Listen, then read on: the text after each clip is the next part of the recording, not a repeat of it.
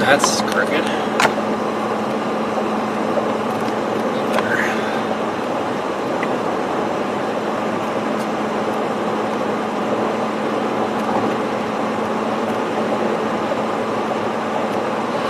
Alright, good afternoon everybody.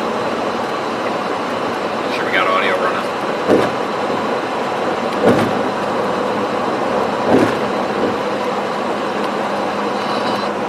Hey everybody. Okay. So I'm going to be the first to tell you, I don't know if we're going to see severe storms or not. Things are looking pretty capped right now. I'll explain here in a moment. Got a lot happening in the weather world. In fact, a possible hurricane that we may need to deal with here at some point. Just get the radar and everything loaded. Then boot up. And we are in Ohio, not Missouri. That will change momentarily. That takes a second to update.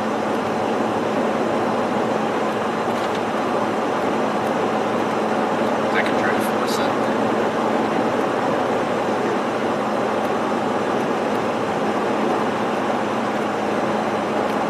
Madison, Ohio. Sounds good to me.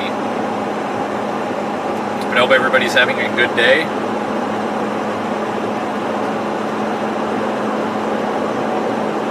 I am, like you said, guys, I don't know what's going to happen.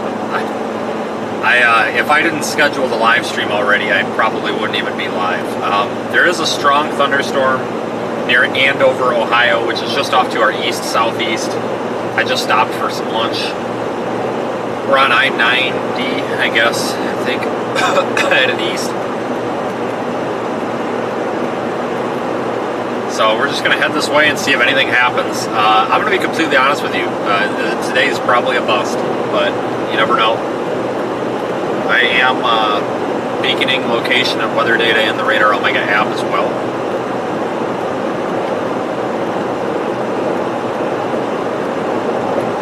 And we're watching a disturbance or an area of interest. It's 98L down there in just off the north coast of South America. And guys, I'm going to be honest with you, it's looking pretty ominous. There's no reason to be freaking out right now, but anybody along the U.S. Gulf Coast, especially the central and eastern Gulf Coast, really needs to be monitoring the forecast because it looks a little bit ominous here.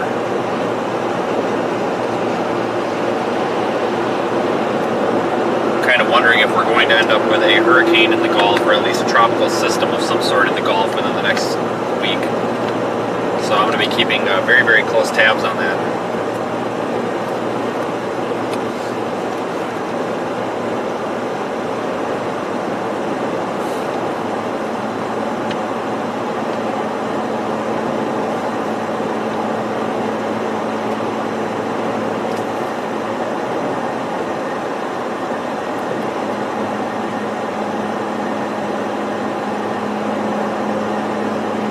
I think if this does form, it's going to be an I, though not an H.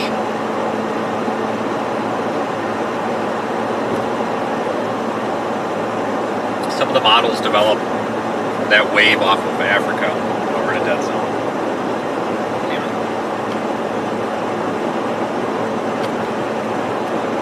Hold on.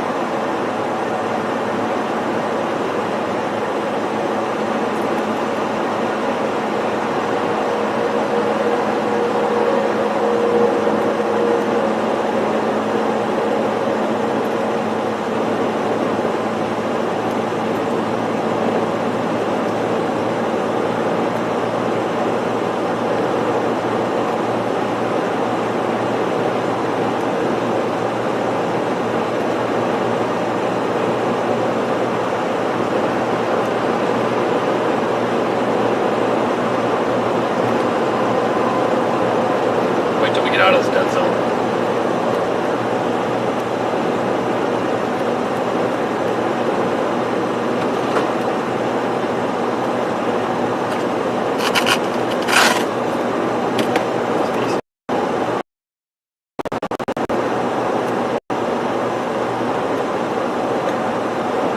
We're in a bit of a dead zone, so give me a little bit of time to get out of it.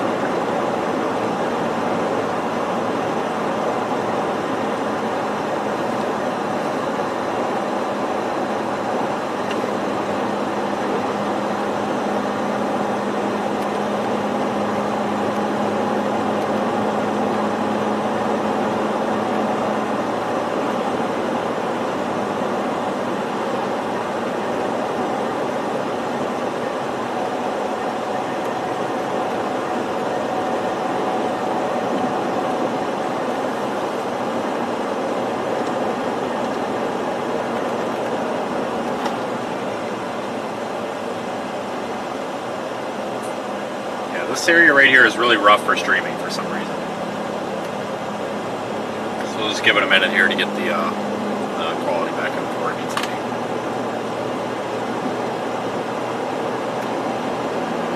So it could drop at any time here.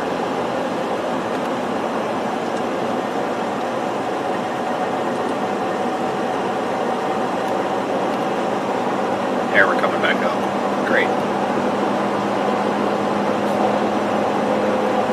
So what I was saying is this will probably be an I instead of an H hurricane because the models are showing that that wave off the African coast could develop into a hurricane before this one, so that might steal the H name.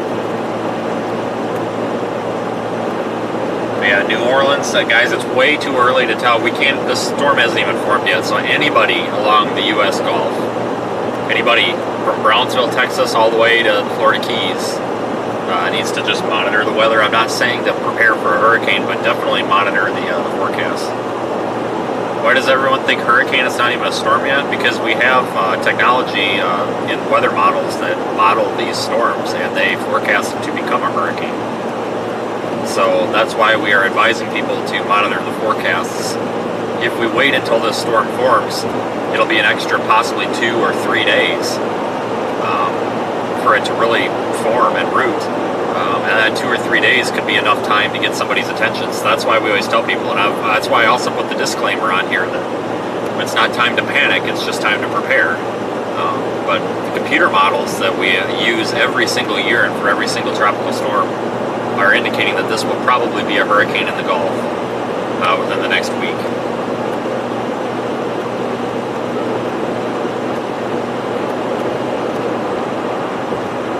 I did mention also that the storm has not formed yet. That is correct. It has not yet formed, but it has a 90% chance of forming. Me or Brett gonna go down there? Oh yeah, I'll be there. I'm sure Brett will be there too. But yeah, honestly, I don't know if I may end up driving down there immediately after today. I need to talk to our friends at Radar Omega and see what the plans are, because I'm going to be working with them to deploy some remote cameras that will be in the app live streaming. So we're going to be deploying some remote controlled cameras along the coast. So I'm going to have to go to Atlanta to help them out to get that started. We could be talking about a Gulf Coast threat in 10 days. So with travel time, it might actually be time to get moving as soon as tomorrow morning, just in case. And thanks, Brett, for the super chat. Yeah, I don't think we'll have any hail today, but you never know. I'm sure did the other night.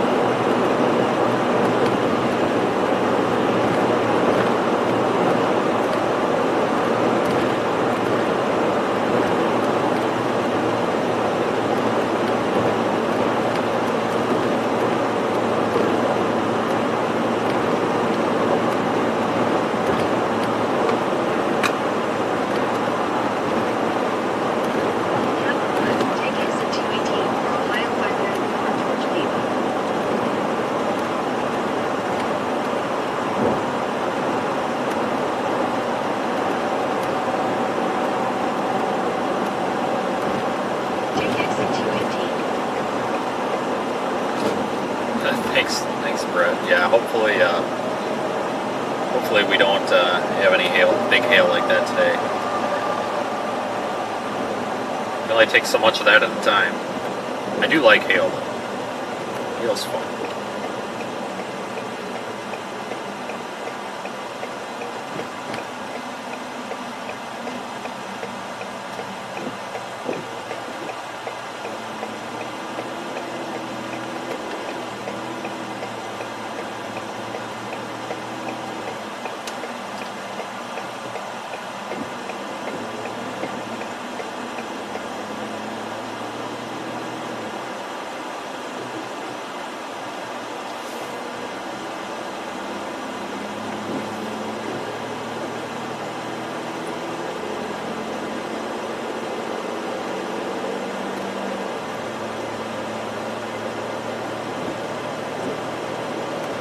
There's a storm near West Farmington. Right. North of Warren, Indiana, that I want to go after.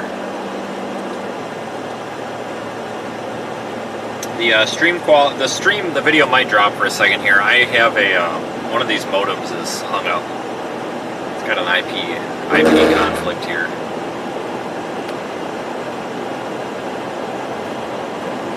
So I might have to reboot that modem. I think that's the modem that's carrying the data. Any tornado chance? Not very high. Not very high. The Storm Prediction Center does have a 5% tornado risk in this area, but it's not a very high risk at all.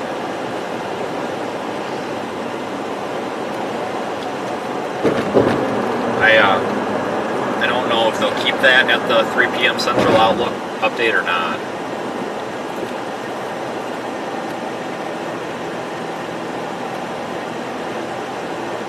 The storm looks very supercellular. We need to get moving. Wow. Storm near West Farmington. Looks very supercellular. There is one new special marine warning.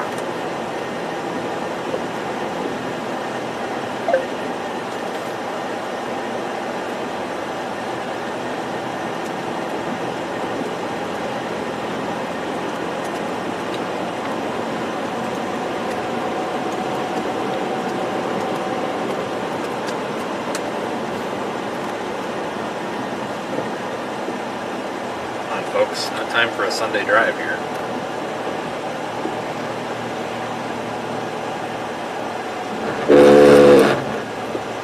Let me know if the video camera is really shaky. I found an option in there for powered image stabilization, which I think will help.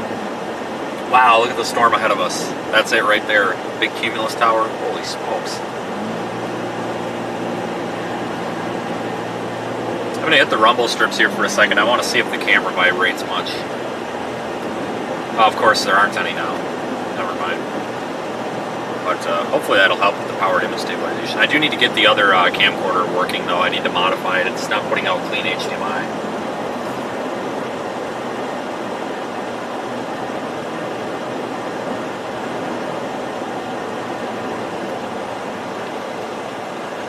Probably going to run into some school traffic here.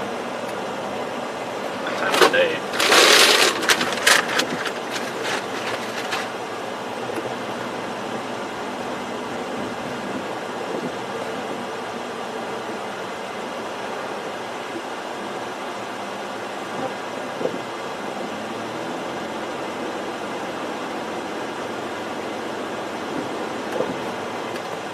Special weather statement on this storm now.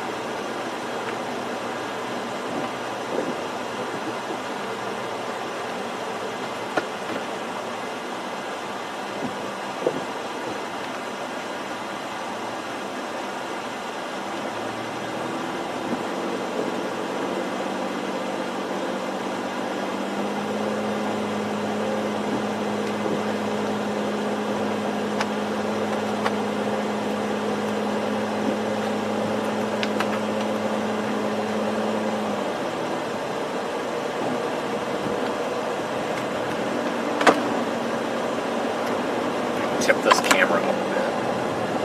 How's that?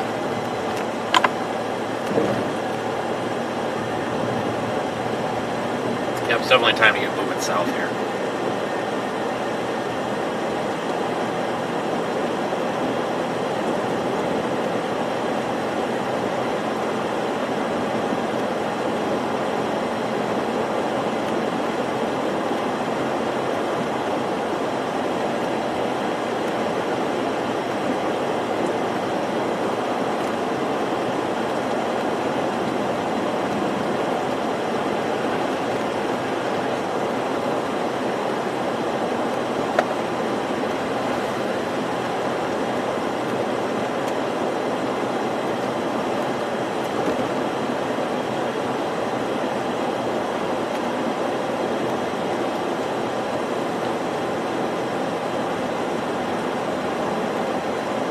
Thanks everybody for joining. And Looks like we've got a modem that's not wanting to connect here, so the stream's going to be a little bit iffy today.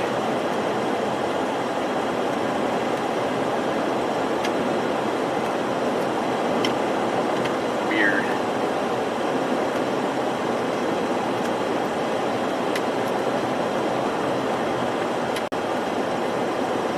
Let's see if I can troubleshoot this one.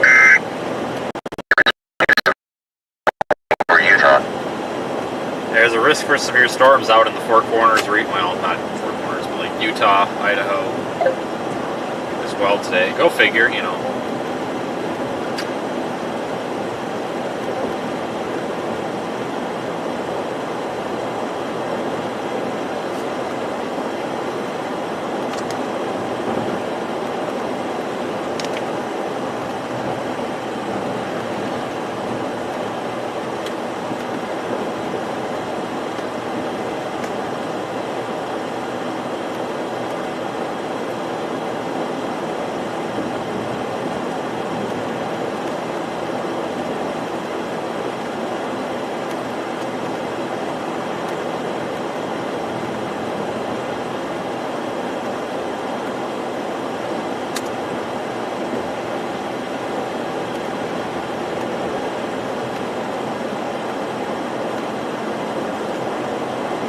Glad everybody could join me. Thanks to all of our super chatters and YouTube members for making this possible as well.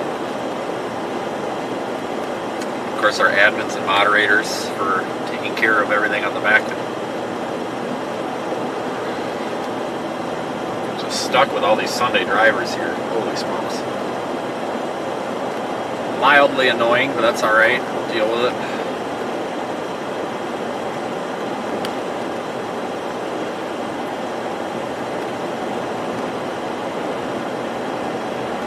The storm looks pretty outflow dominant. Gosh darn it. It looked really supercellular and almost surface-based there, but I kind of think it's elevated. It looked pretty intense for a minute. It's kind of become, like I said, a little bit outflow dominant. We'll see what happens, though. It could root again.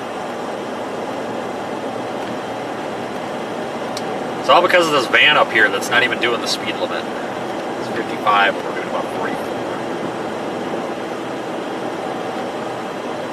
Always happens right when we get on a storm. But you can see it there in the distance. No, not very far. It's only about 20 miles to our south. So we're gaining on it quickly.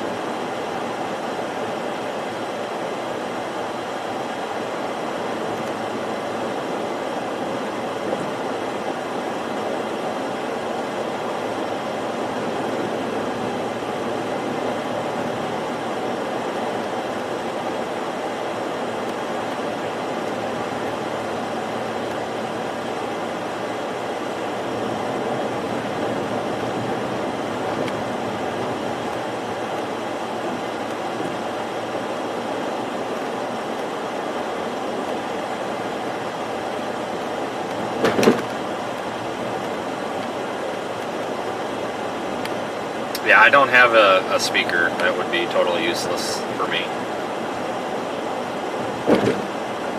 We do have a horn, though. Works great.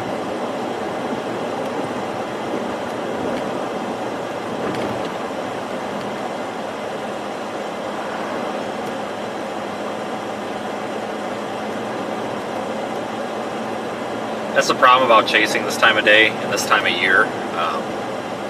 A lot of times school bus traffic on these country roads become a really big problem for storm chasers because, you know, you're stopped every 5 seconds for school bus traffic, and that can be a little bit of a problem getting through the storm.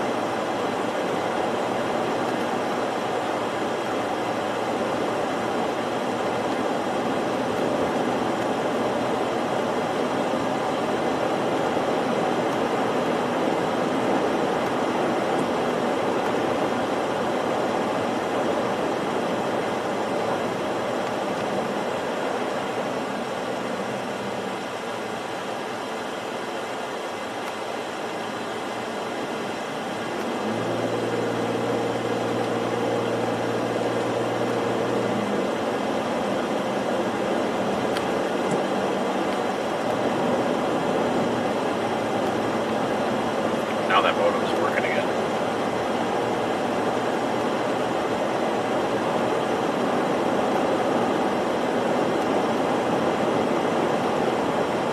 I agree that the school bus drivers still have a job to do. I'm just saying that in general, it's very frustrating trying to get to a storm and having about 15 stops every 6 miles. It's kind of a problem.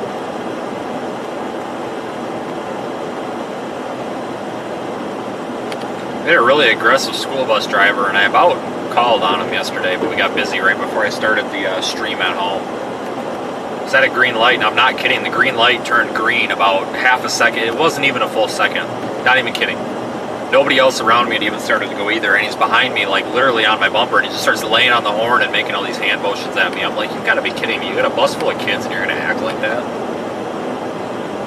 And I was a school bus driver, so I am very qualified to say that that's not how you drive a bus. And then when I was starting the stream, he was behind us all the way till we stopped at the airport there, and then he turned off at the intersection behind us, but he was right on our bumper, and I'm like, you've got to be kidding me, buddy. Problem is there's a school bus shortage everywhere, so they're giving anybody with a heartbeat getting a CDL or a school bus endorsement, and they're hiring them. So a lot of these people that typically wouldn't be qualified for school bus operations are now magically qualified. It's too bad, but it's because there's a big school bus shortage. It's not so bad right now, but with COVID and everything, a lot of school bus drivers were old, and a lot of these old people didn't want to drive a bus. You know, they're immunocompromised, they didn't want to get COVID, whatever. That's understandable. But locally where I was, they were hiring kids, 21-year-olds to drive school buses. If you had a pulse and if you had a heartbeat and were breathing air, you got a CDL with a school bus endorsement, and you were a school bus driver. And when I worked at the school bus company, I can tell you what, some of those drivers did some stuff that a little bit questionable. I don't think I'll ever put my kid on a bus. I really don't. Not after I saw, and this was the bus company that served our local school, and after I saw the operations going on there, I don't think I will ever put my child on a bus in Wisconsin like that. Some of them are kind of bad. Usually the good bus drivers are usually the old people, and I say that very positively. When I was in high school, well, middle school, my school bus driver was about 70 years old, and if the kid was not standing by the door ready to jump off of that bus when he stopped, you were not getting off the bus. There was a couple of times when he would not let the kids off the bus because they were screwing around and they wouldn't get off quick enough, so we just drove away. And it was funny because he'd floor it, and they'd be trying to get up to the front of the bus, and they were taking too long, so he'd floor it and make them all fall down. It was pretty funny. He was also the guy too that if you weren't standing out by the road, and if you didn't get in the bus within about a second and a half, even if you were running out the door, he was moving on without you. He did not like to block traffic, and understandably so. He was a good bus driver though. We liked him, but it was good because he didn't screw around, and he got moving. Traffic circle. Take the second exit and stay on Ohio 534 South.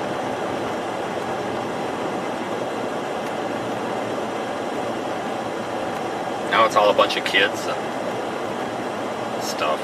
I don't know.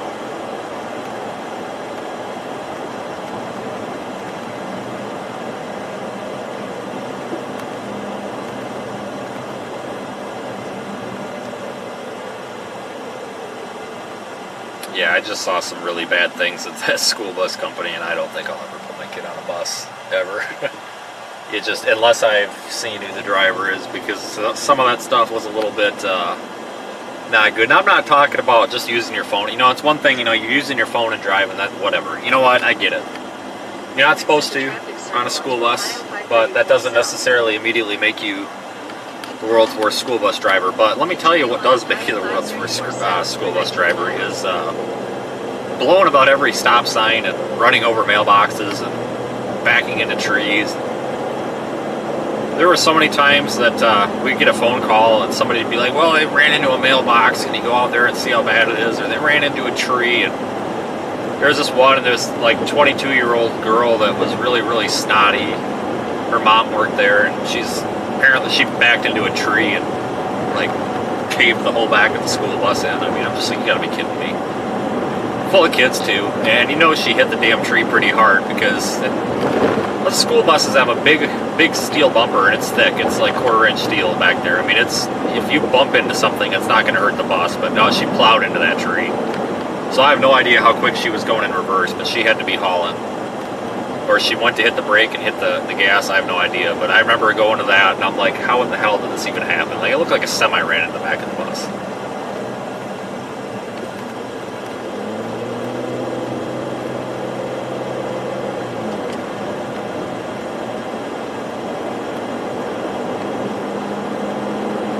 But driving school buses is not very fun. I didn't do it frequently. I would just do it every now and then if there was absolutely nobody else around to do it. Don't recommend it. I think for these like small school districts and stuff, it would be one thing. You know, when you know the kids and stuff. But for these bigger, like these big private school bus companies that contract, I don't think that would be very fun because you never know who's on the bus, stuff like that.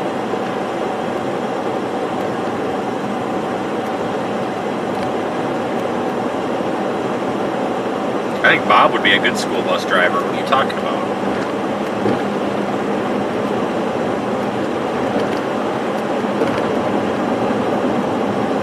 If I was not a storm chaser, I would probably have to do something that had to do with driving. I just don't like the same thing every day. I always thought it'd be kind of fun to be like the UPS guy. I mean, yeah, they don't have air conditioning, but that'd be kind of fun. Or FedEx. But I don't know, some of those UPS drivers say that it's just terribly miserable. And I'm sure it is, because I know that, you know, in the summer those things get darn hot.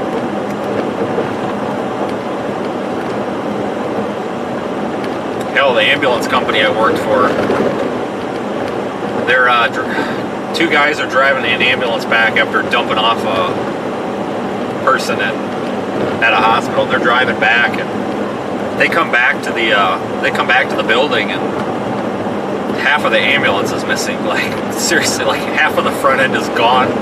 It's the middle of the night. It's got one headlight, the other one's hanging on by a thread, the bumper's half missing, the quarter pan, like literally the fender is gone. And I'm like, what the hell happened? And like, oh, we hit a deer. And I'm like, you did not hit a deer. Well, went back and found paint matching, and they told me where it happened, and I went back because I'm like, well, where's the deer? Like, there's no deer hair, there's no blood, there's nothing. I'm like, shouldn't there be some deer hair on this thing? So I didn't say nothing because I didn't want nobody to get in trouble. But I went back and looked for this deer. There was no deer, but there was some guardrail damage right where they said it happened. And this was a red vehicle, and there was a lot of red paint transferred onto that guardrail. So you know damn well they hit the guardrail. And the guy that was driving had a tendency to fall asleep all the time. So 99% sure the guy fell asleep and went head first into the guardrail and sideswiped the whole front end of the damn ambulance off. Drove back without coolant in it or nothing. So it just goes to show that any industry that involves driving is usually pretty shady in some way, shape, or form. I just thought it was funny because like I liked this guy too. Like I never would have like went to anyone and been like, hey, this guy just hit a guardrail. Like if he would have just been like, hey, yeah, I hit a guardrail, I probably would have laughed about it. But no, he's like, oh, I hit a deer. I'm like, you did not hit a deer, buddy. These Ford ambulance, like this was a 2003 or whatever. It was an Econoline. It was a van, stout chassis. You know, they're real sturdy. So to literally peel the front end apart like that, you know, you hit something hard. And like I said, the big telltale giveaway was not only the guardrail damage, because that could have been anything, but it was the paint, the red paint transfer onto the guardrail that really had me sold that they hit the guardrail.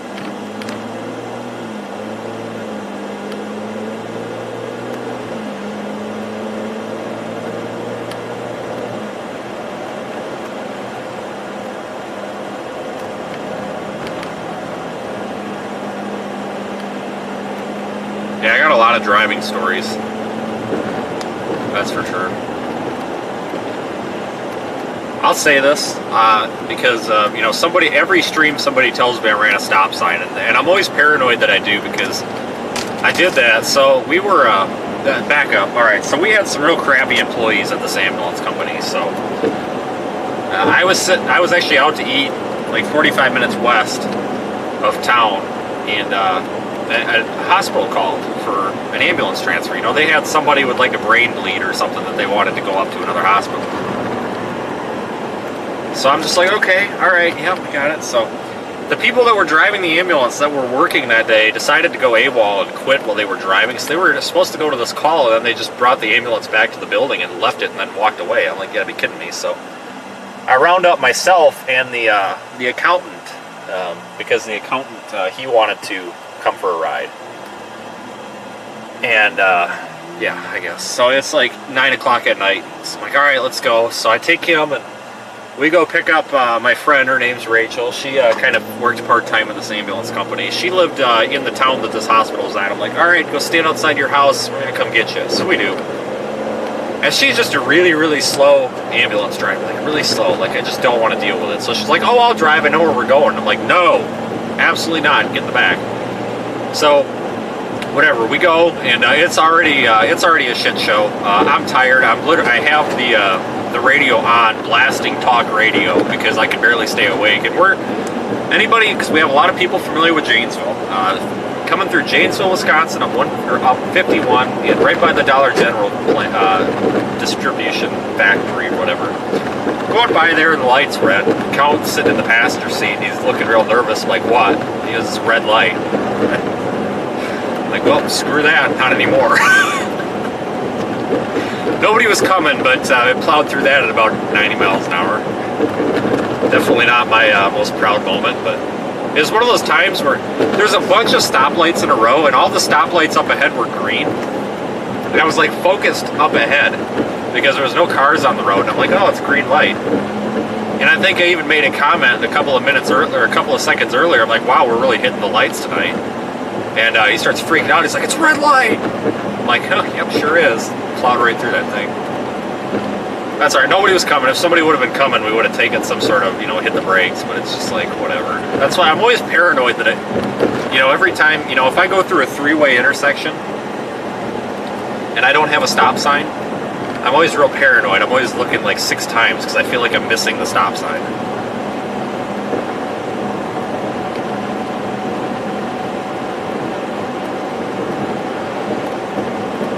Well, yeah, I got lots of really stupid driving experiences we can talk about today.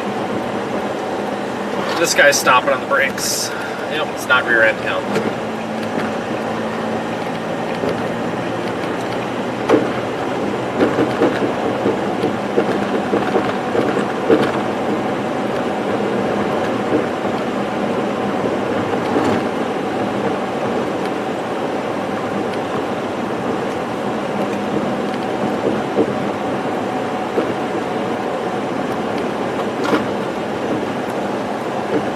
South toward Warren, Indiana, or Ohio. We've got a storm just south of us here that looks pretty supercellular. Probably a good candidate.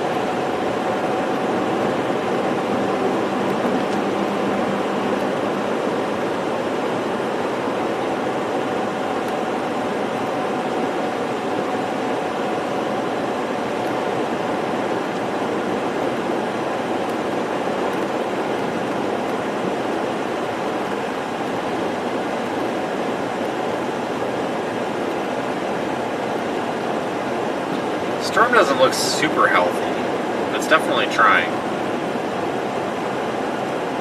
Trying to be maybe a wind producer. Special weather statement on it right now. There is one new severe thunderstorm warning for Utah. Utah's got a bunch of severe thunderstorm warnings going off. Heard that several times. Are emergency vehicles supposed to stop at red lights? No. Legally, no, but yes. Because if you blow a red light, you're going to be liable for any accident. I mean, here's the deal. It's one thing to blow a red light in an ambulance or something. If it, okay, here's an example. It's all with due regard. So if it's the middle of the night and there's no traffic and you can see for miles below it, but if you don't know that there's no traffic, you probably need to stop.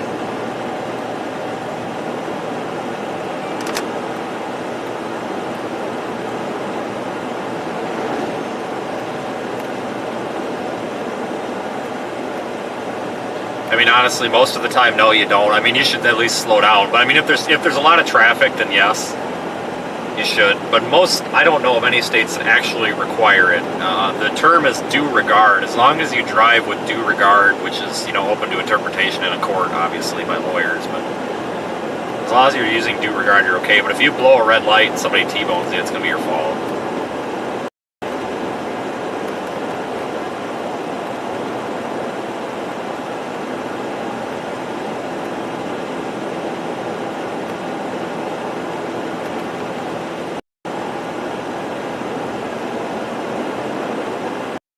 Amish buggy, I knew we'd come across it here eventually.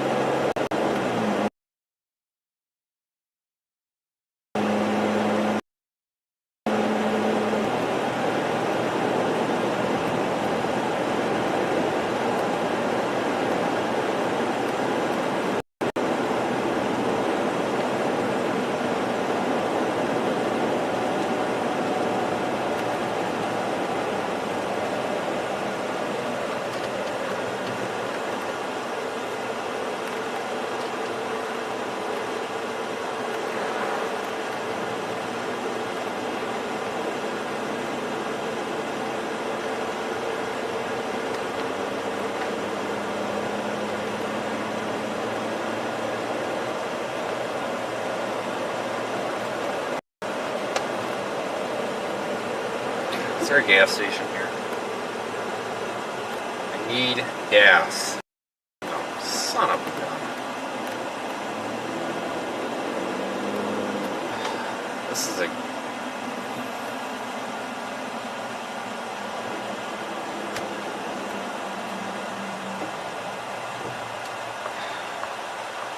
Are you gonna get gas, lady, or what? Okay, I'm going to give these people about a minute, and if a pump doesn't open up, we'll have to move on.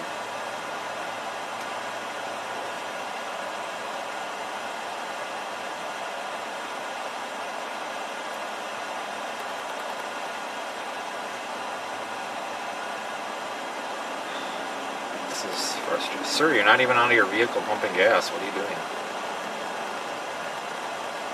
Okay, I guess that's just a parking spot now. We're not pumping. Alrighty. We got 100 miles. I just wanted to get it now. It's better to get it early than late. So we're just going to go. We'll get it at the next stop. I just don't have time. We got to keep moving.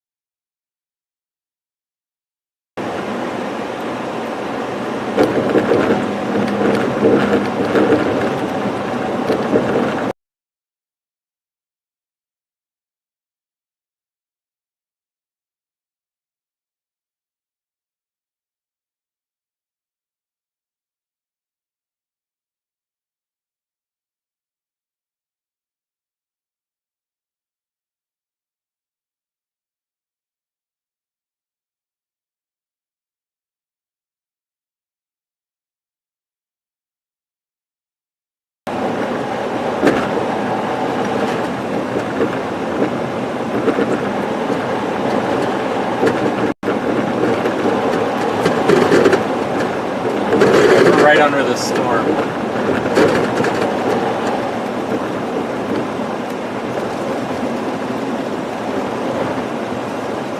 Be turning left here at West Farmington.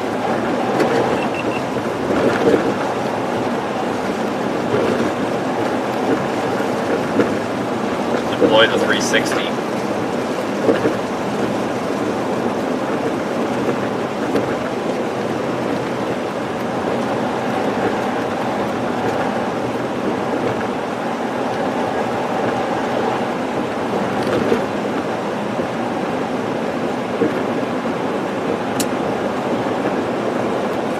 Battery out. Stop the gun. Where's the battery at? Whoa, kid. Ride your bike down the middle of the road. Get hit.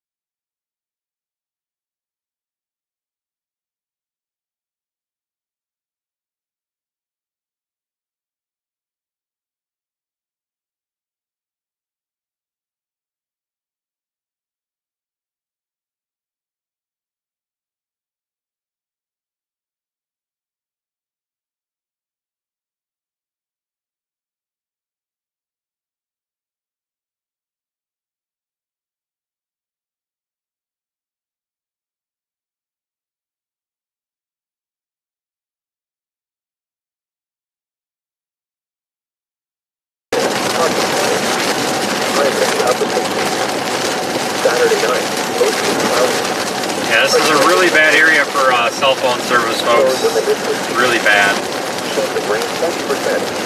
This thing does not look super. I mean, visually it looks really pretty, but on radar it's not very impressive.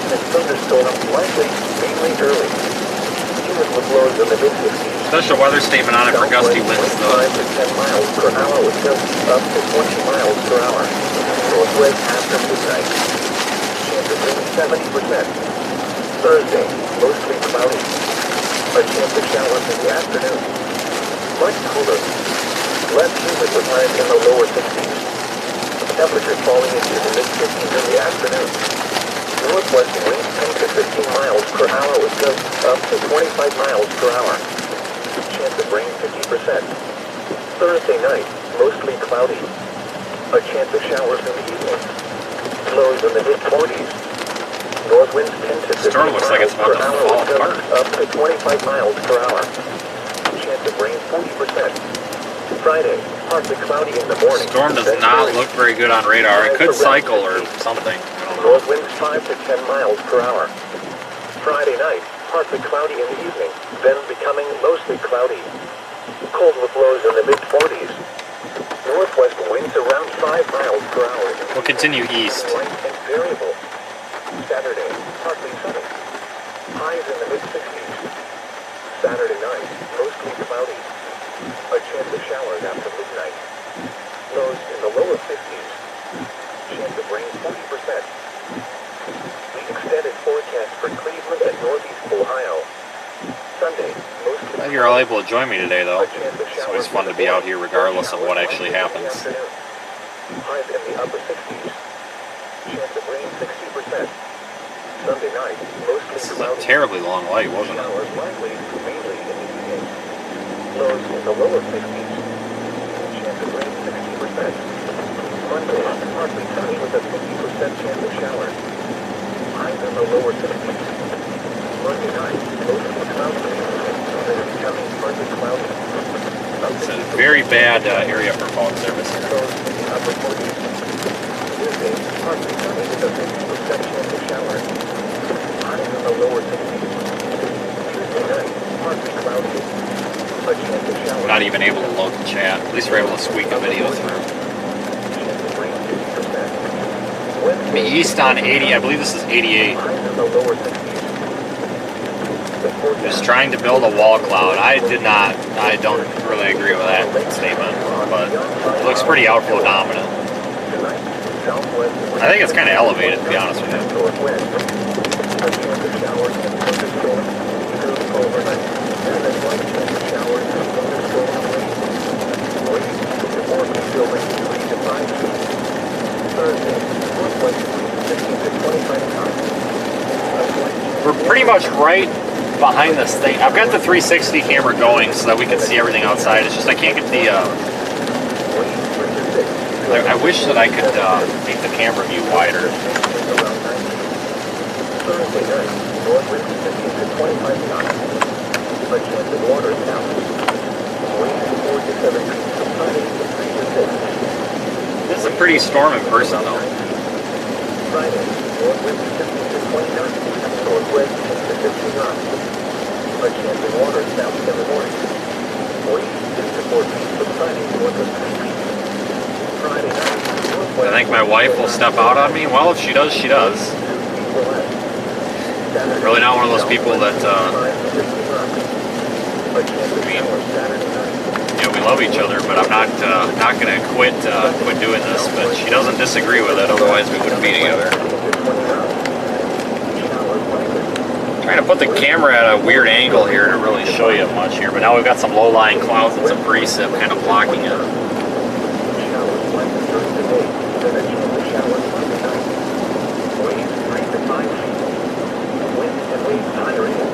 Yeah, this storm is like totally falling apart. What the hell?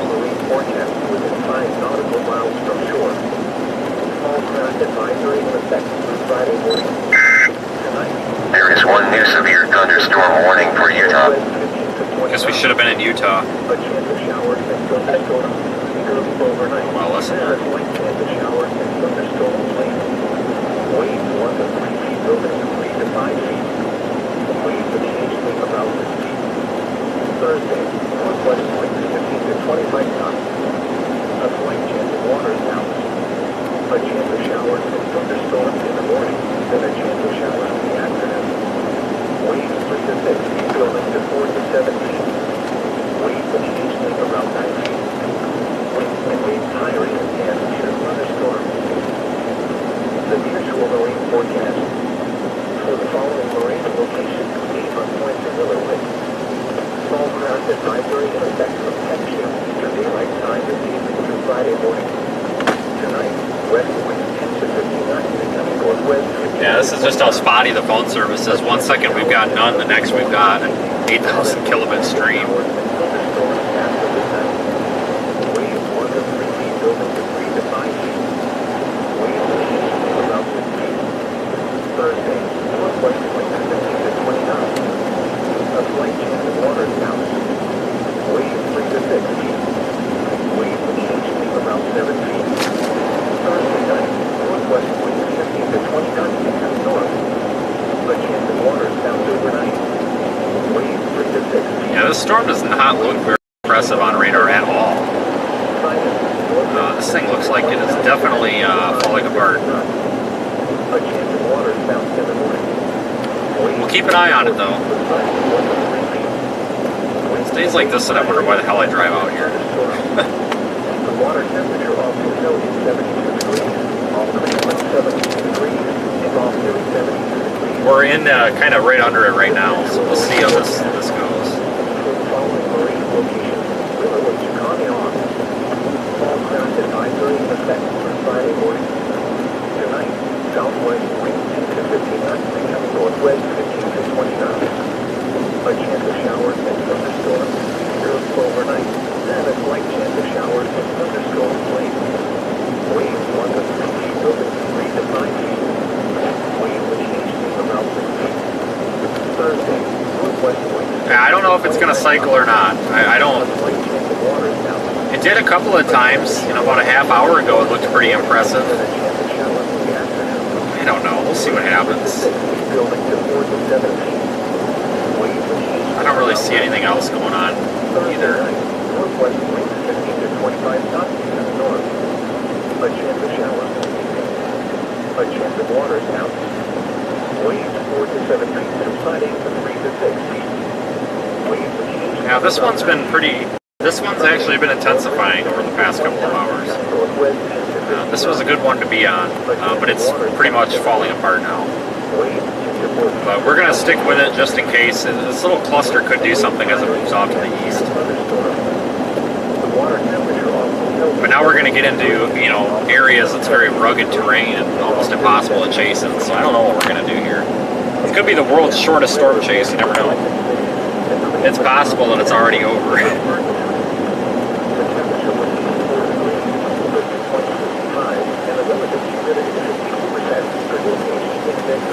The wind was southwest, 15 miles an hour. The pressure was 29.79 inches in Sterling. Elsewhere across Ohio, an active thunderstorm was reported with a temperature of 74. It was mostly sunny with a temperature of 85 in Mansfield and 92 in Cincinnati.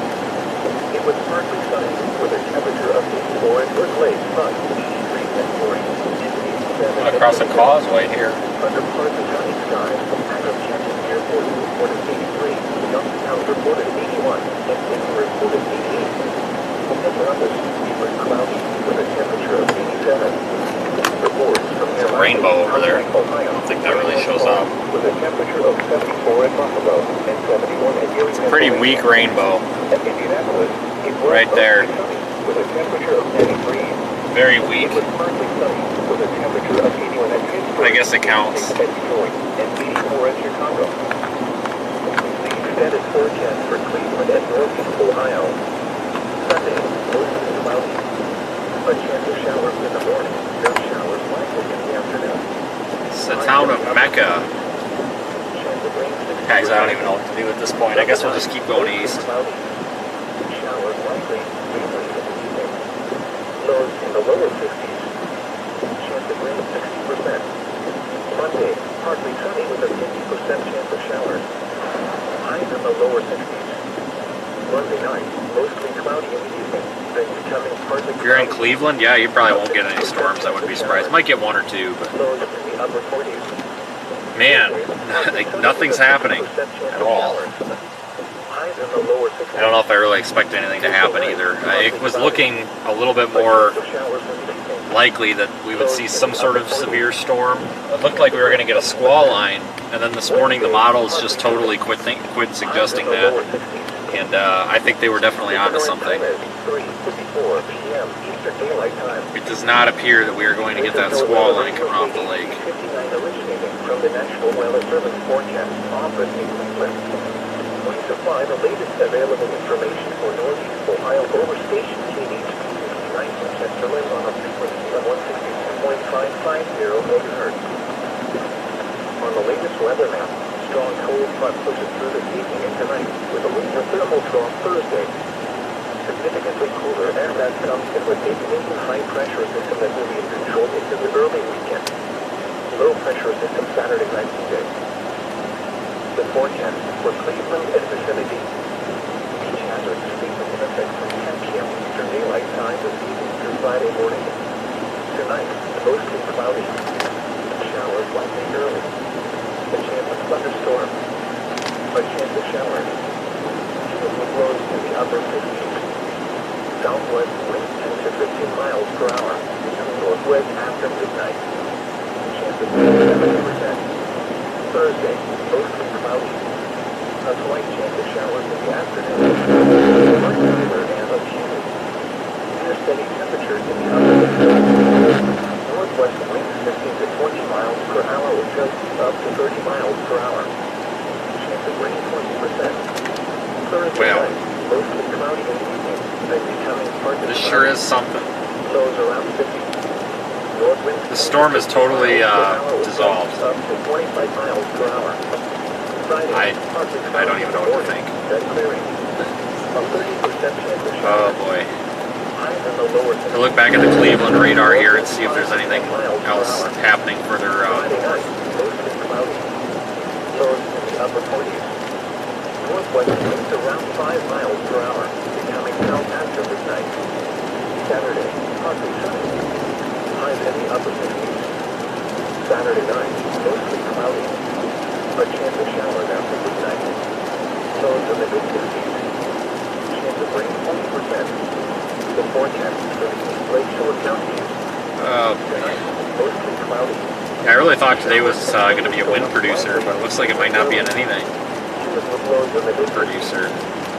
Southwest winds 5 to 10 miles per hour with gusts up to 20 miles per hour. And northwest after midnight.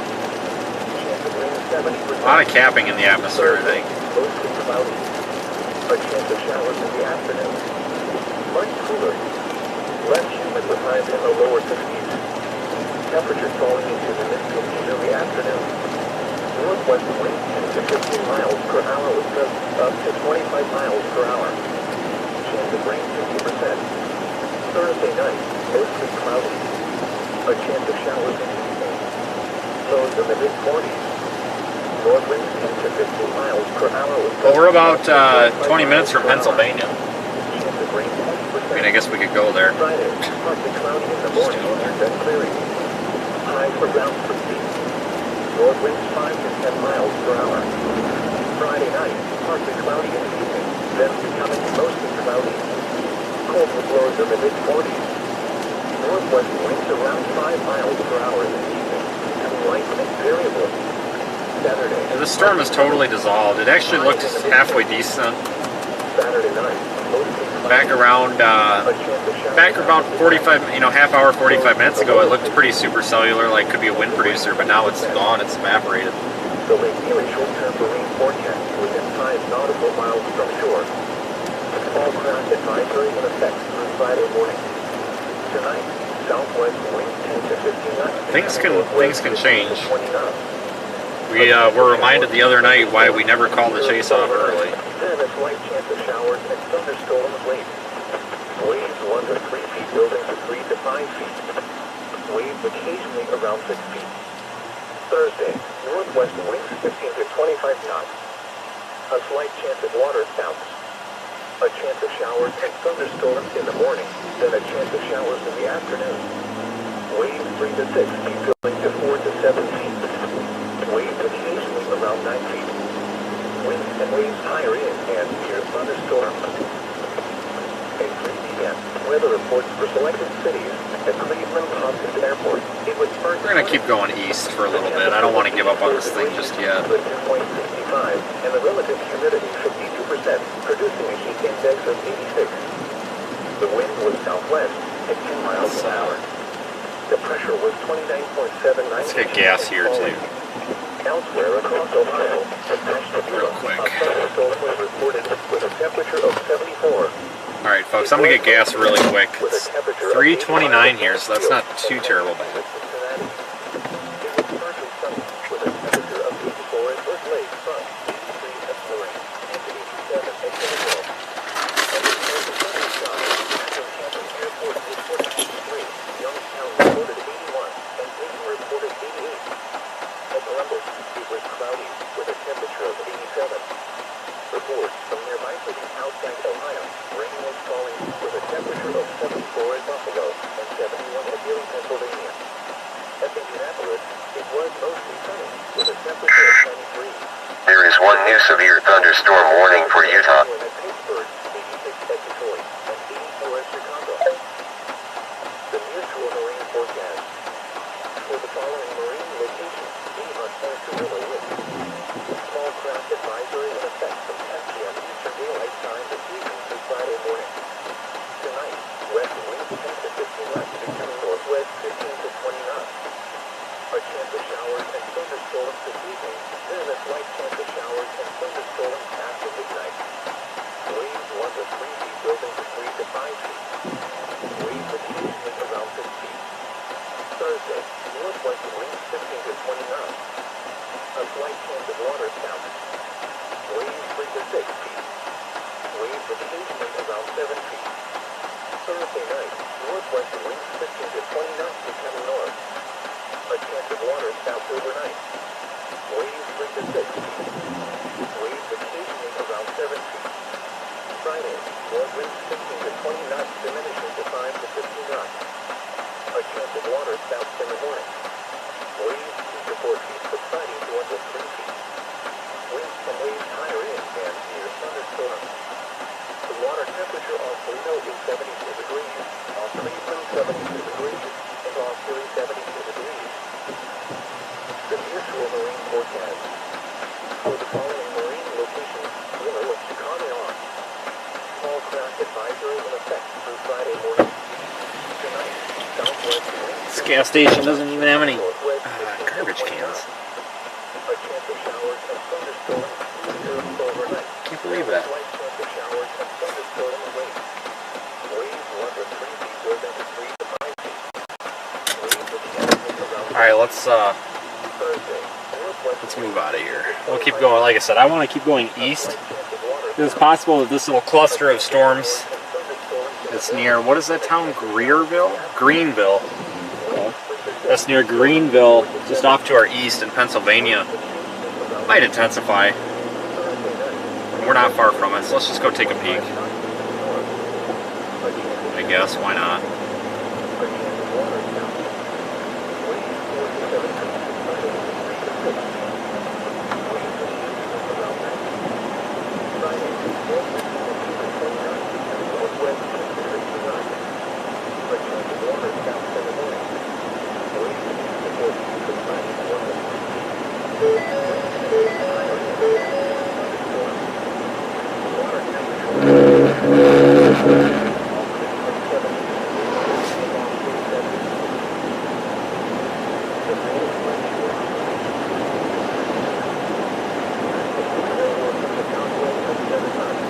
Nice day out though.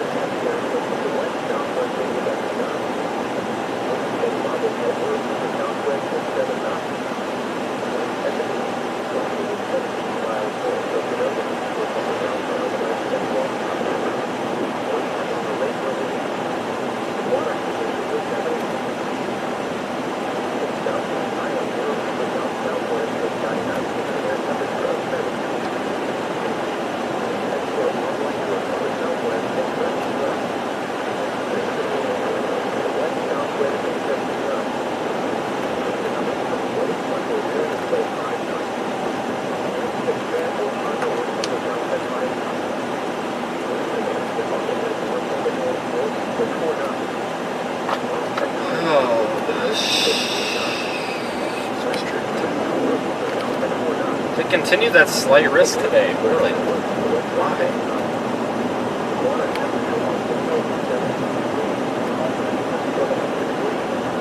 We'll have to wait a couple of minutes and then see what Northeast Ohio would declare. I don't know yet.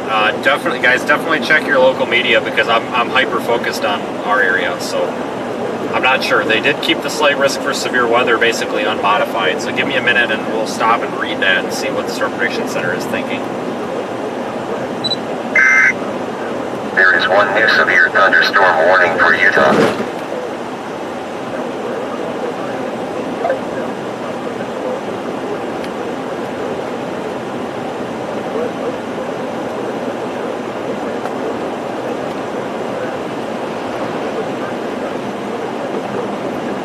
I'm glad all of you folks are joining me today on this exciting storm chase. I guess.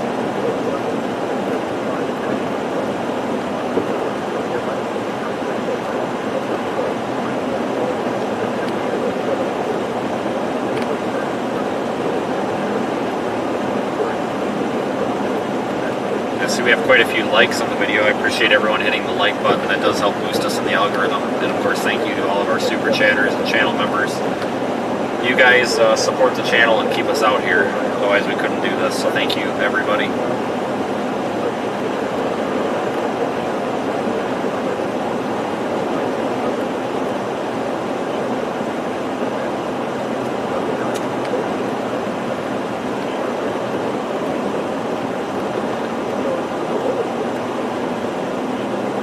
Did back the tornado threat down on the slight risk. They went down to 2%, basically from Cleveland and Pittsburgh all the way up to Rochester, New York.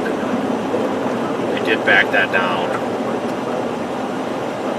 So yeah, they removed the 5%, and they've lowered the severe probabilities across northwest Ohio into northeast Indiana due to lower confidence in thunderstorm development.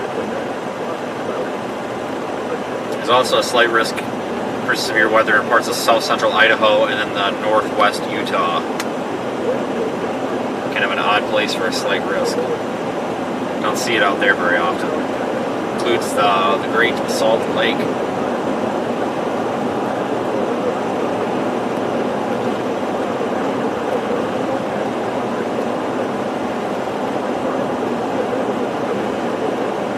Thanks for sending the memberships in there, Barb. I'm sure everybody appreciates that.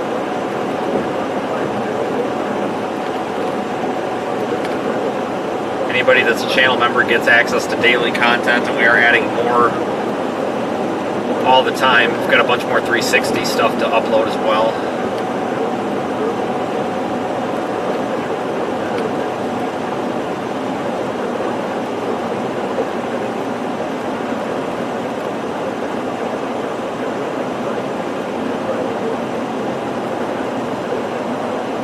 Yeah, I don't know. Today might be over, it might not be over, no clue.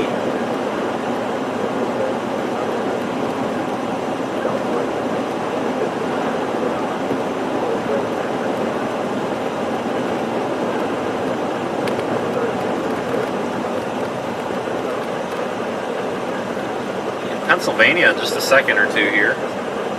Let's see, we're getting into some more mountainous terrain.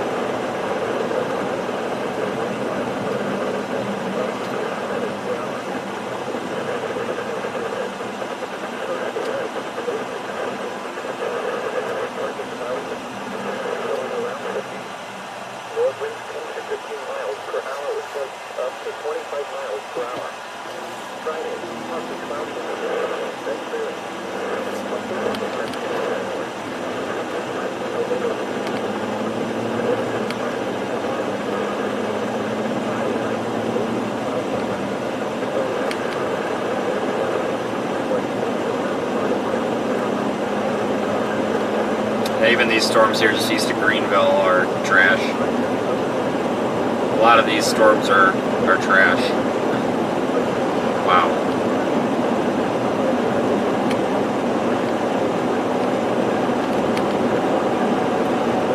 Well, let's at least get into Pennsylvania, and then we'll figure out what we're going to do.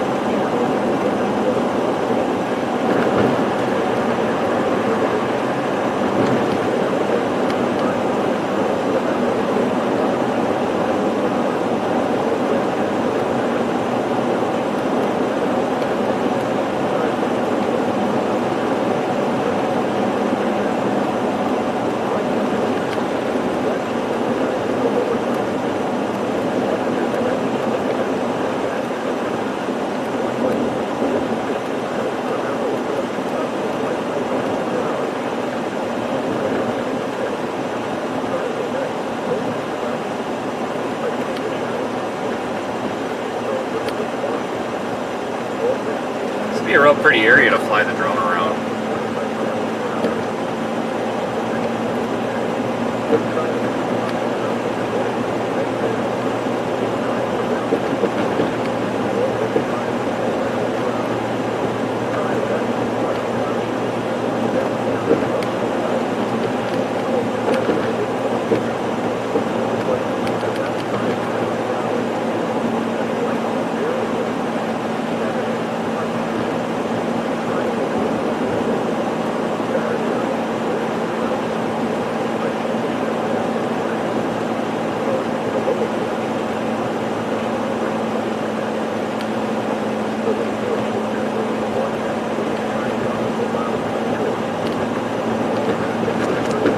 Highway 88,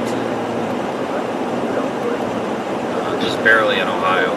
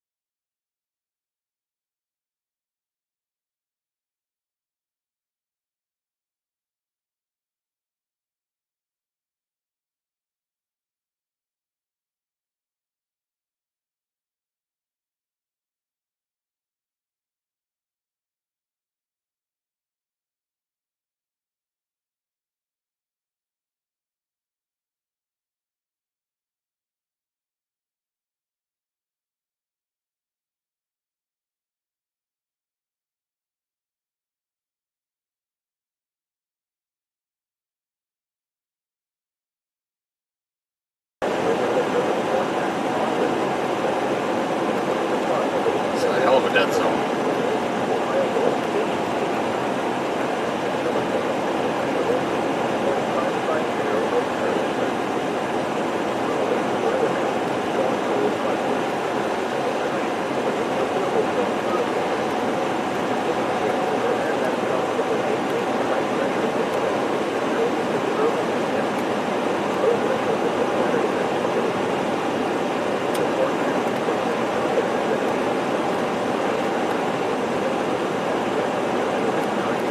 Alright, so this is a heck of a dead zone here. We are in Pennsylvania. You missed the state line, but we are in Pennsylvania.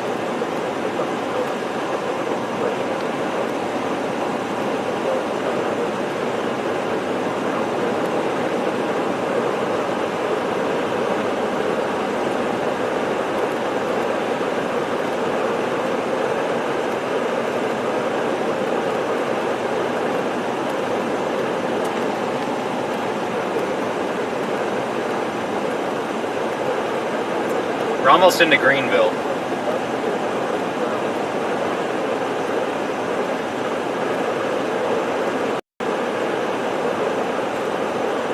West Salem, it looks like.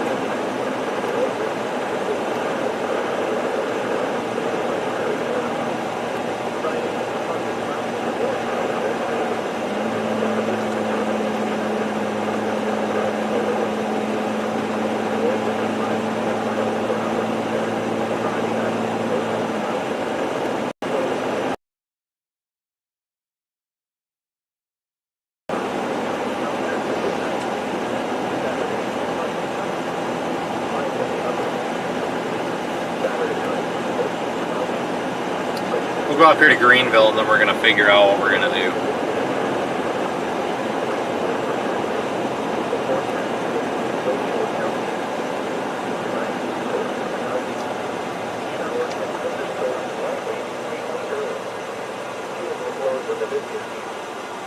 Southwest wind times of 10 miles per hour with gusts up to 20 miles per hour.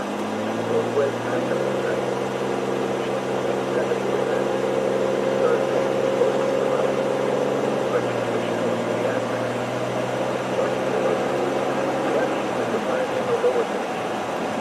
Temperature falling in the Alright, well, we'll see once we get up here to Greenville. We'll look at a little more data. Figure out what's going to go on here.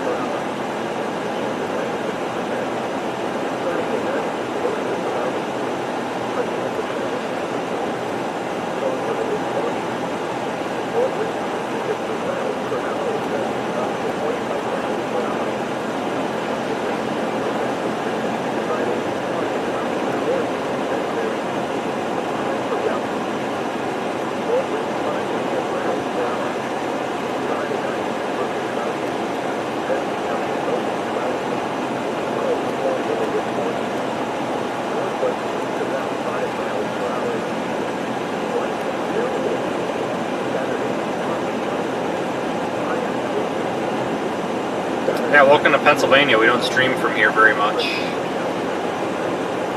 I actually don't even know if we've ever streamed from Pennsylvania. We might not have.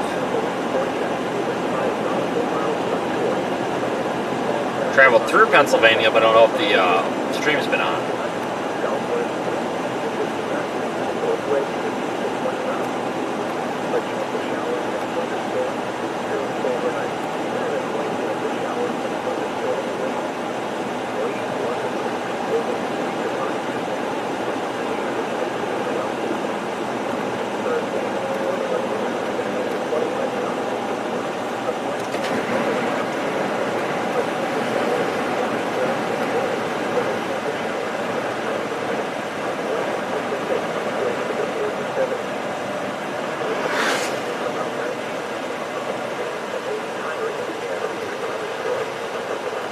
See if we can find a good spot.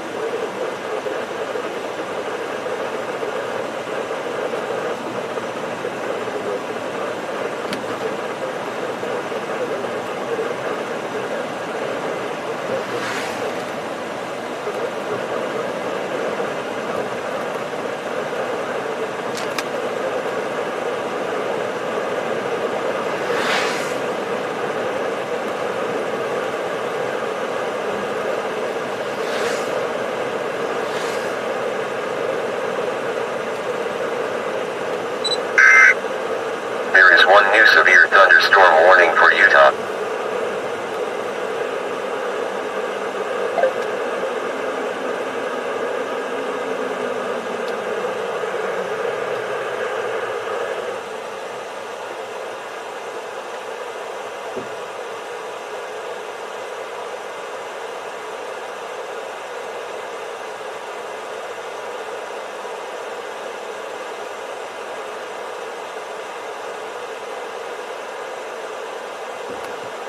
Go straight for a minute.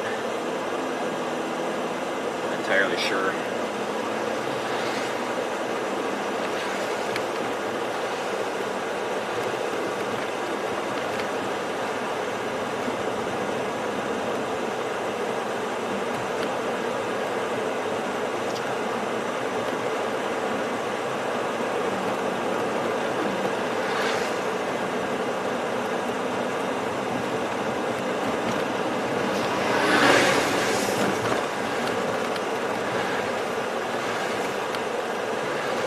This is a cute little town.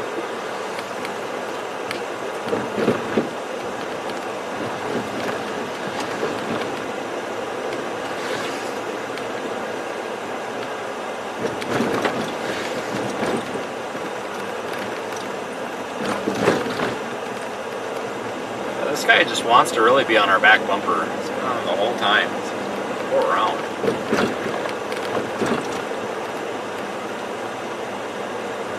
Jesus.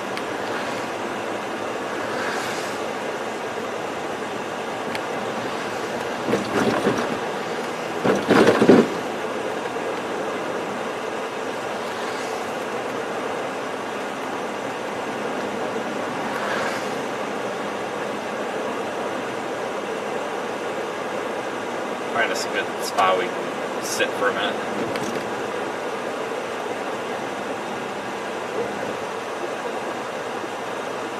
Let's see, I think we're on South 18.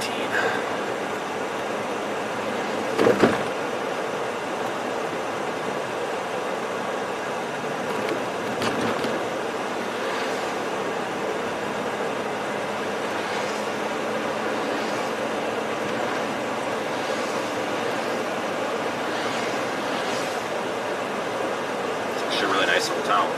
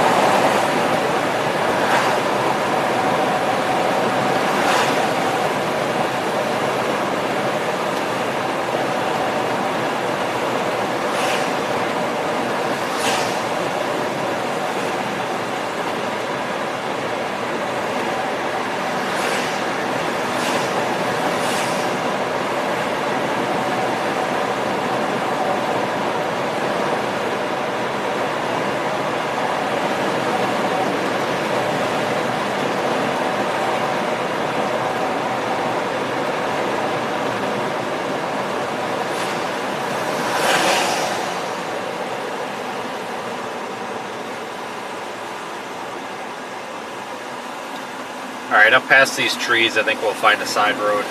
Just stop for a minute. Figure out what the plan is.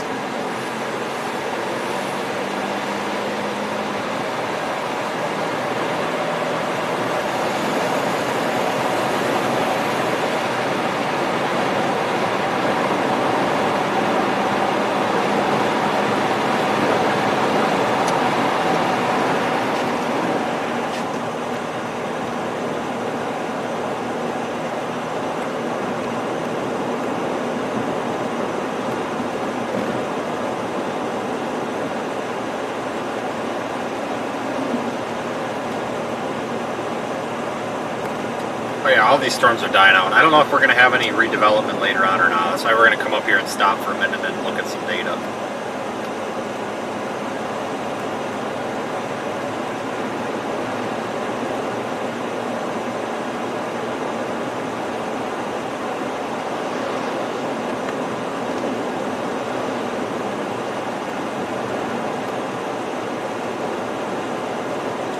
we get out of this urban area.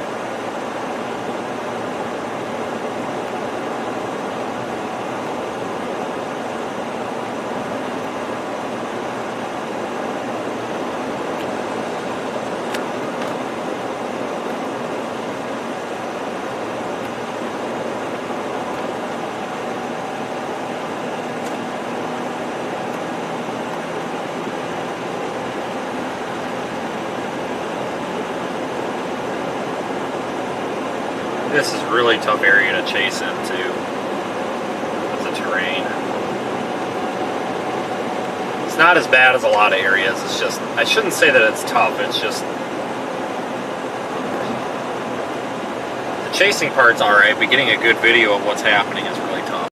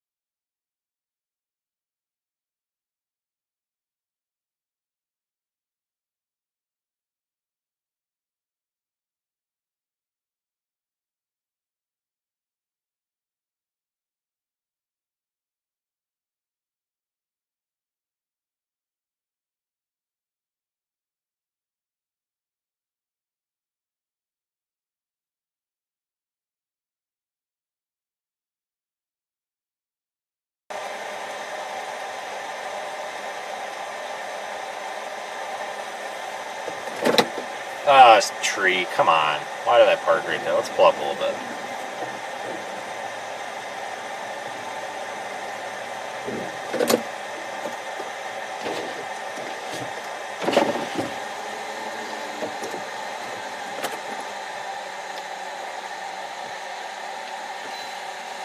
Alright, we'll watch this for a minute.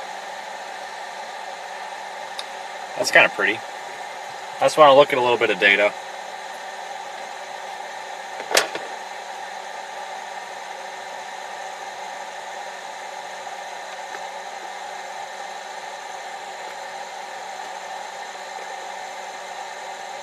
Actually, you know what? Let's put the drone up.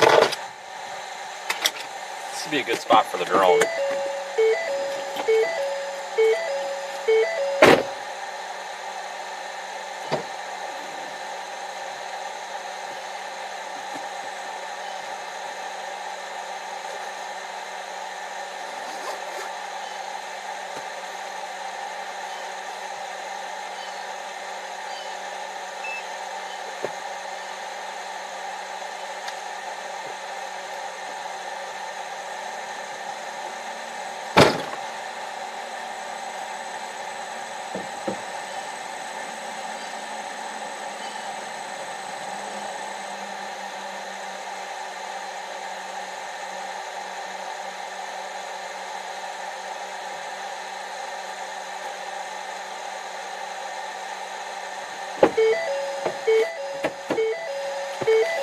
Okay, we'll put the drone up.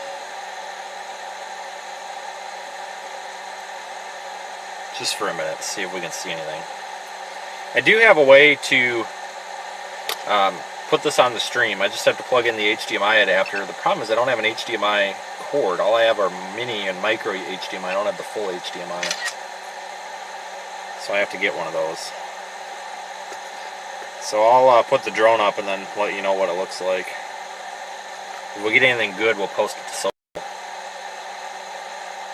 low point has been updated. Please check it on the map. Take off.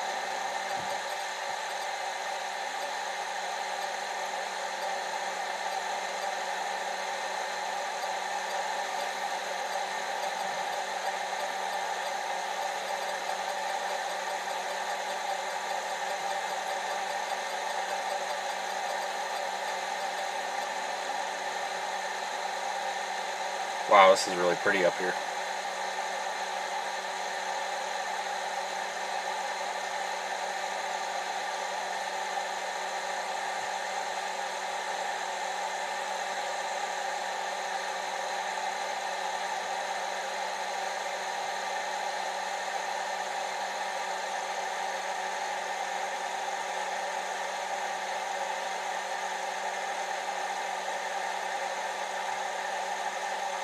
It's actually pretty flat around here looking on the drone.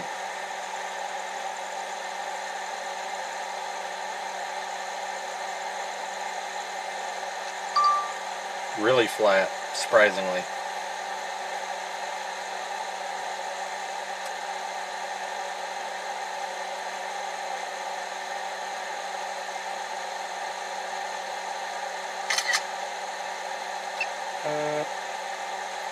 Thanks, Sarah, for the super chat.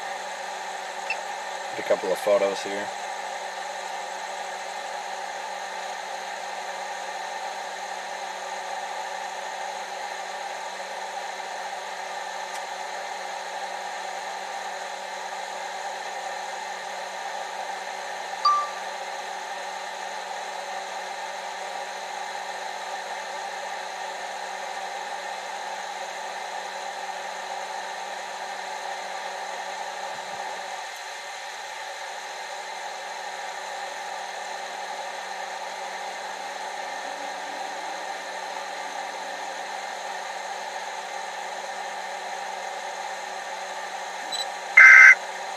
There is one new severe thunderstorm warning for Utah.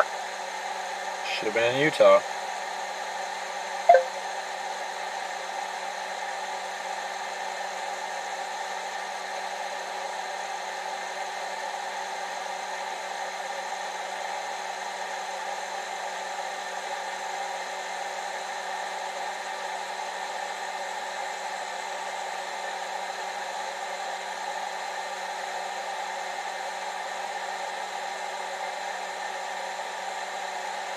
A couple of these trees do have some fall color in them already.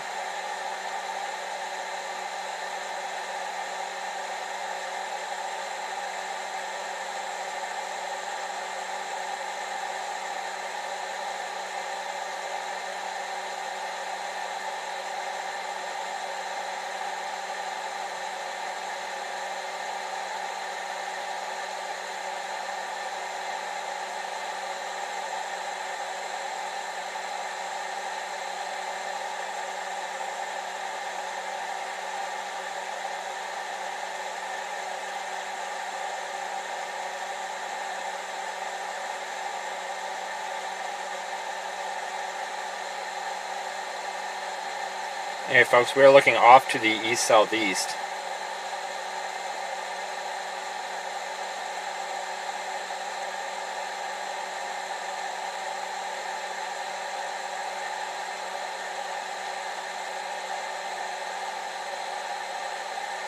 I'm bringing the drone home.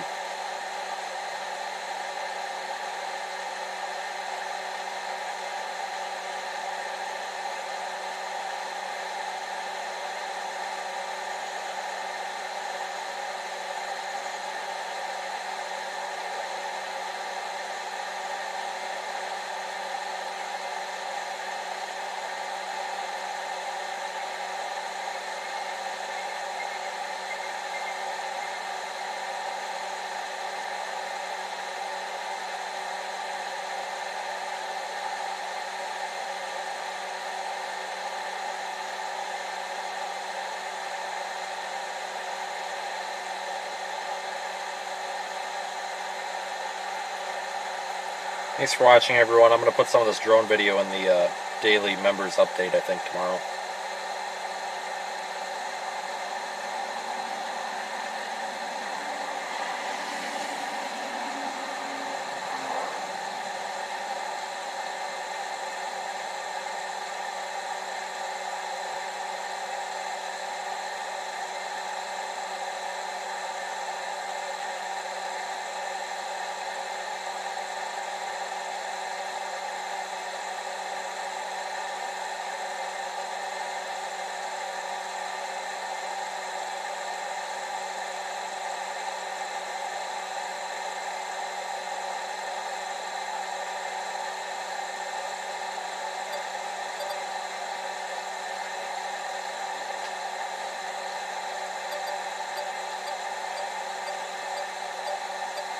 Alright, let me land this thing.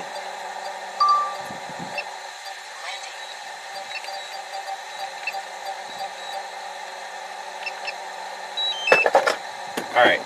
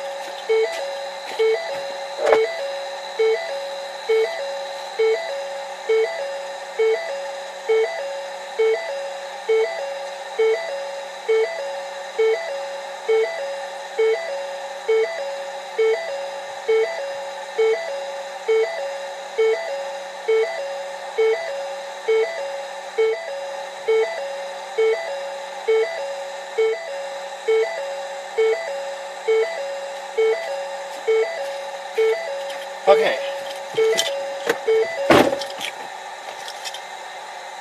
Thanks, Mike, for the super chat. Still streaming. Alright, folks, let me figure out what we're actually going to do now. So we put the drone up. Nothing else is happening. Good Lord.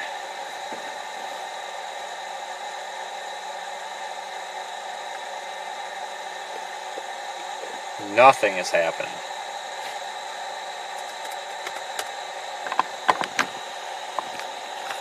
Let me at least, let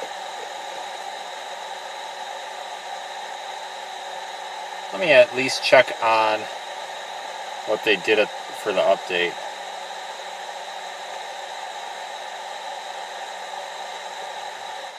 The day 1 update.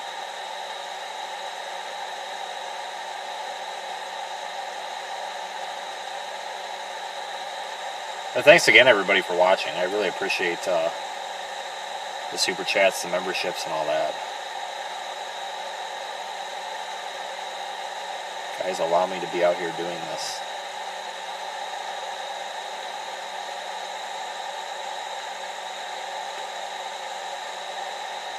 Okay, so nothing is happening at all.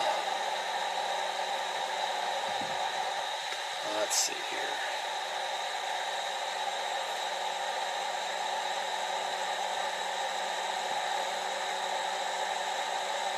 See, Storm Prediction Center, the latest day 1 update. The following changes were made to the previous outlook. The removal of the 5% tornado probability in the lower Great Lakes. Confidence and appreciable thunderstorm coverage is lower than previously forecasted. Additionally, relatively veered low-level flow and a lower lowest 100 millibar mean mixing ratio per the observed 18Z Pittsburgh sounding, compared to the 12Z NAM forecast sounding, suggested the tornado risk much lower. have lowered severe probabilities across northwest Ohio into far northeast Indiana, in part due to lower confidence in thunderstorm coverage. And 3, they removed low severe probabilities in southwest Idaho based on visible satellite imagery. Blah, blah, blah. So I don't really see anything worthy of much. Let me look at the HRRR model just for the heck of it. Real fast.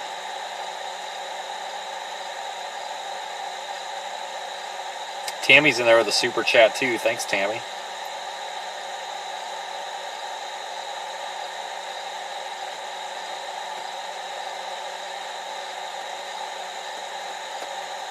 HRRR does show maybe some convection in far west or northwest Idaho, Ohio, around well, more like 8 or 9 p.m., but it looks very, very elevated. Are they even in the slight risk over there? I don't know. They are.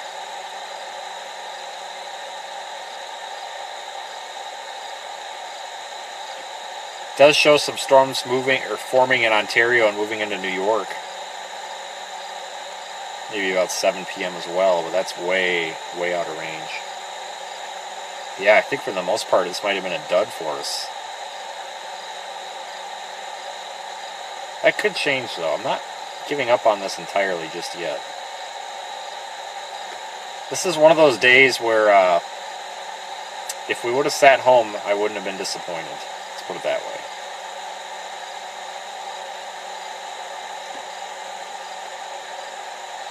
If we would have stayed home, we would not have missed much.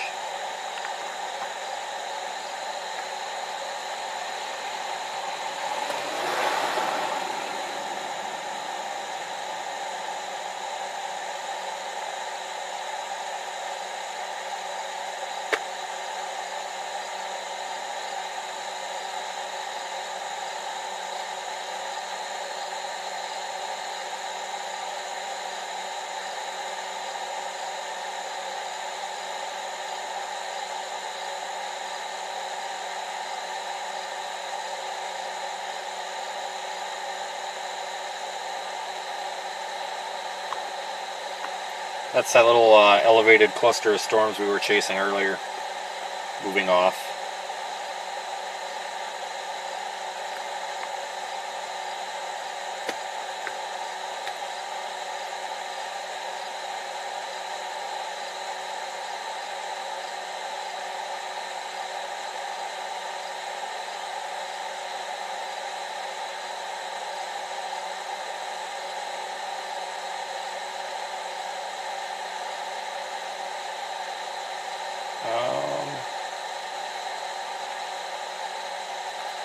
Hold on here, my internet on my computer is not working.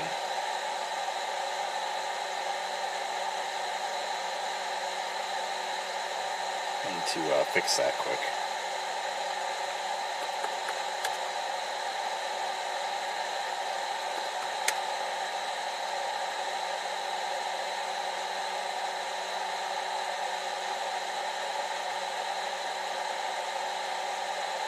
Having problems with this modem.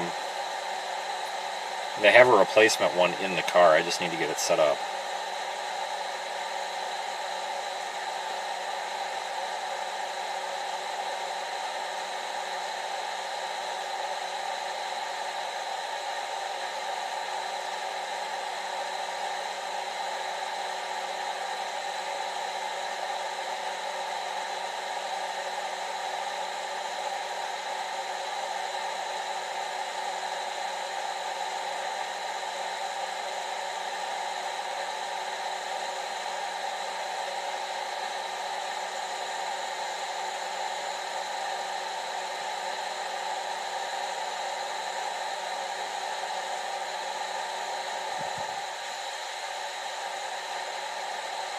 Trying to look at a little bit of data also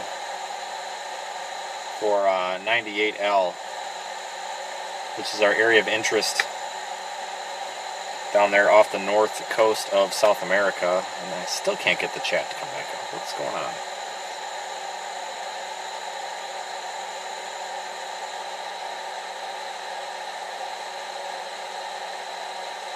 it's going to move into a pretty favorable environment there. I think a lot of it's going to depend on how much, you know, if this thing moves between the Yucatan and Cuba, or if it goes right over Cuba, or what. Because, of course, if the storm stays close to land for very long or interacts with land for too long, it won't be as severe. But a lot of the models are putting it really in the Gulf, and we do need to be paying attention to that.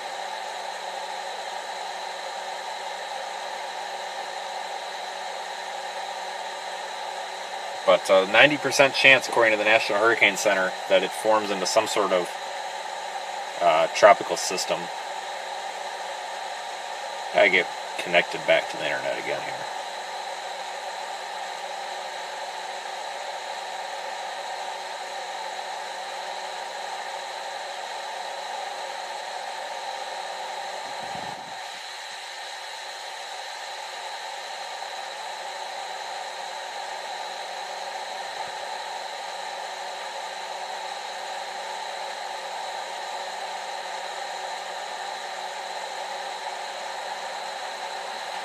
Sorry guys, I don't know it's a problem with my computer apparently.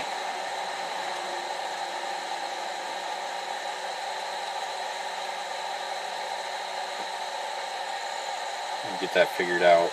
Once I get this loaded, we'll get going and figure something out.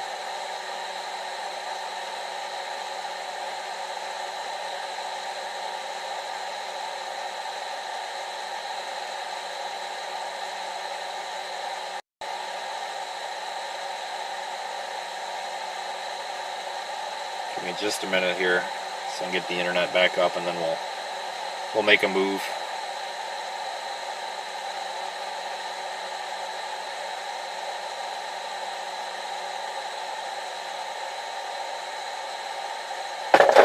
All right, let me reboot that the router for the internet in the back.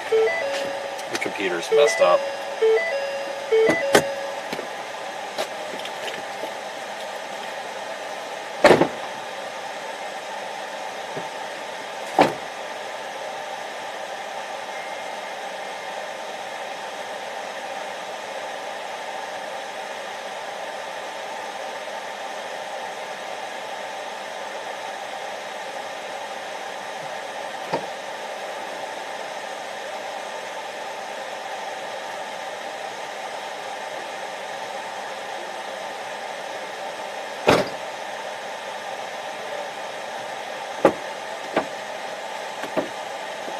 Alright. Hopefully it comes back.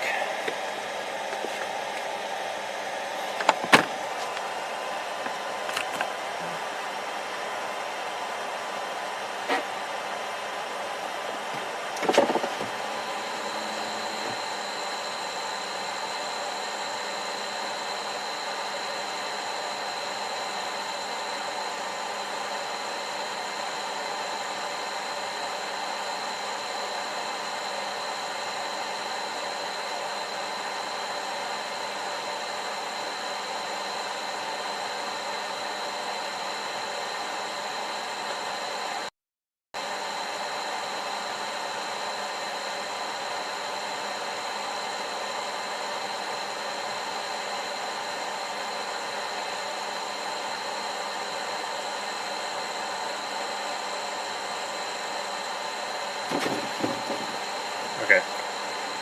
Well.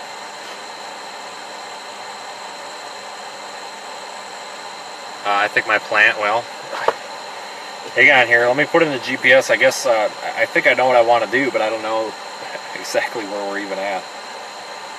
Holy smokes.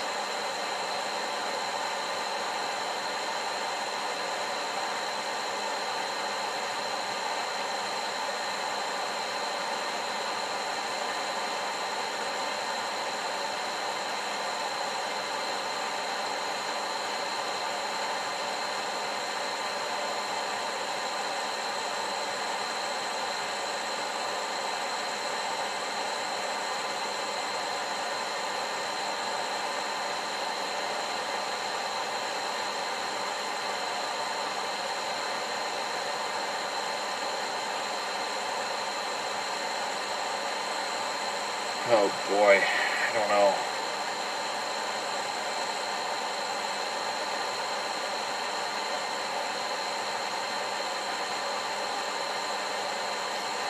Probably look at the model super quick, see if there's any.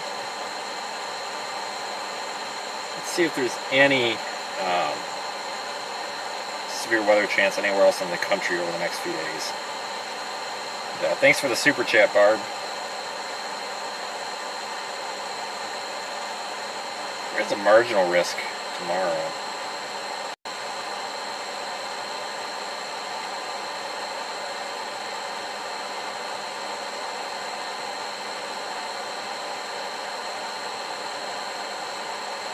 Let me see if tomorrow looks like a day we want to chase or not.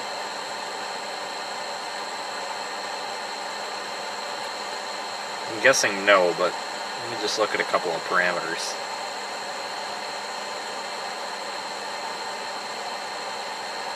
SPC doesn't really mention much.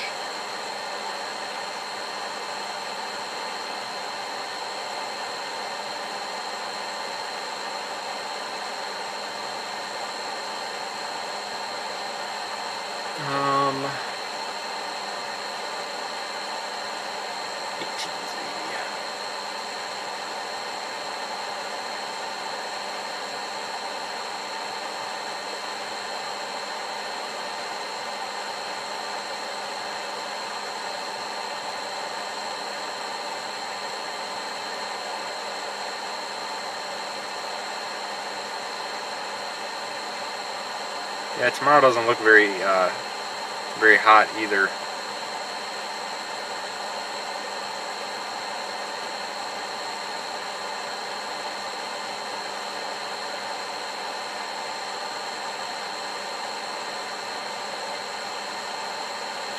We actually might want to go back into Ohio.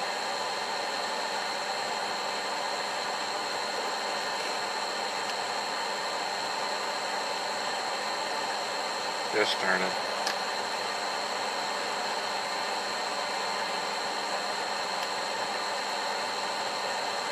Head west, then turn right. Let me see what I got on the route.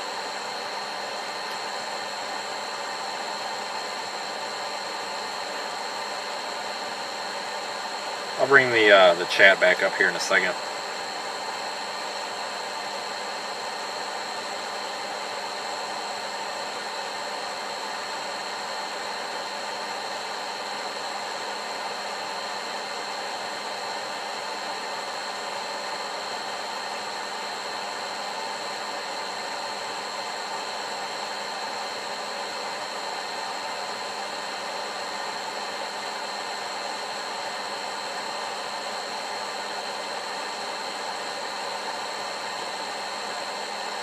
Okay. Let's find a truck stop.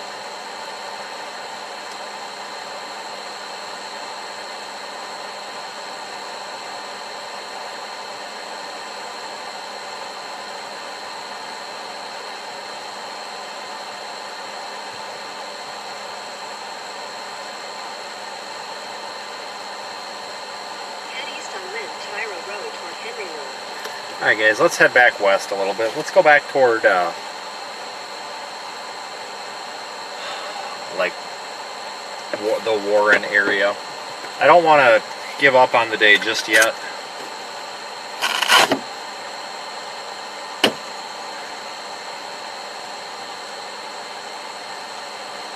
Not just yet.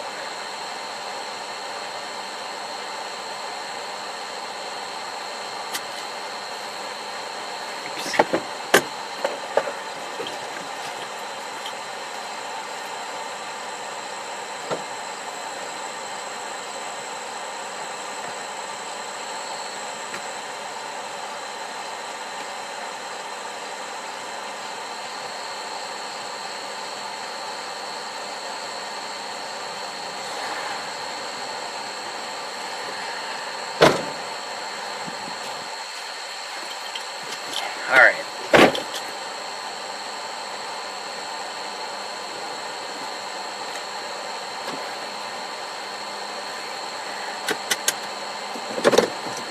Gotta go back the way we came.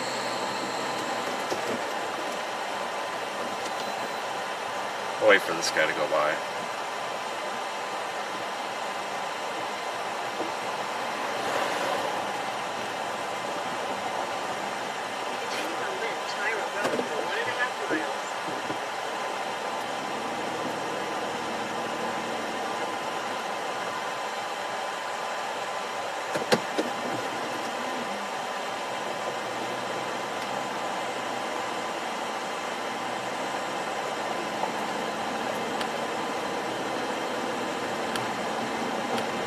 Remember, the cell phone service gets a little questionable through here.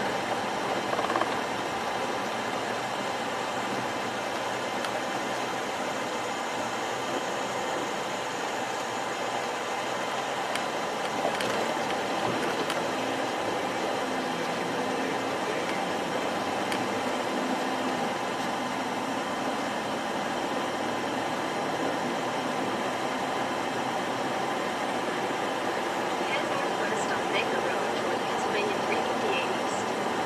In half a mile, turn left onto Pennsylvania 358 West. Yeah, I don't think that really guys that anybody in Ohio is really going to get anything today. I really don't.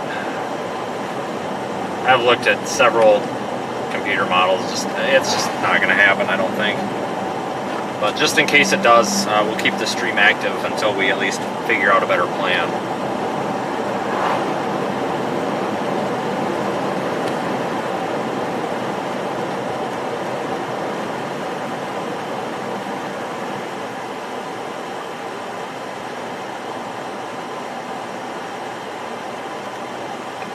Turn left.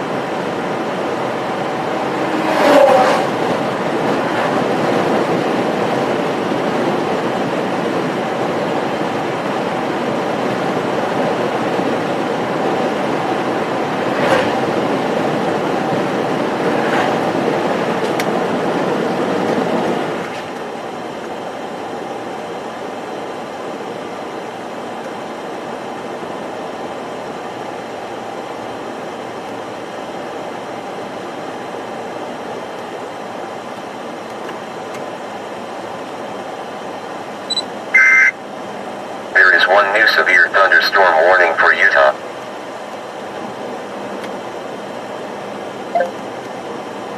At least we saw kind of a pretty storm briefly. But like I said, I don't know if, I mean, today is pretty much, that's probably about it. But we could see something else pop up of interest, maybe in eastern Ohio. So we'll go back west, at least get to a good spot we can stop for a bit and figure it out.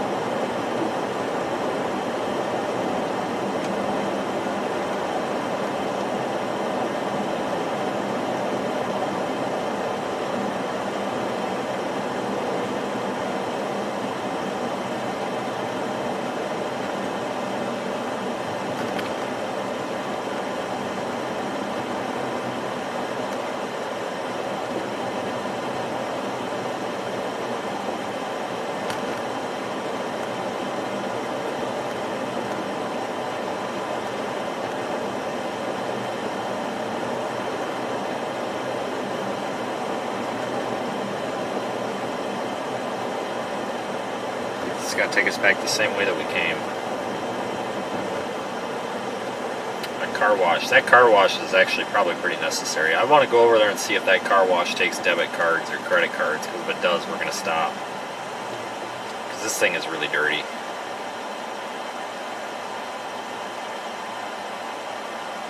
Can you not turn on, okay. I was going to say, can you not turn on red in Pennsylvania or something? It's like the third person I've been behind today that doesn't turn right on a red.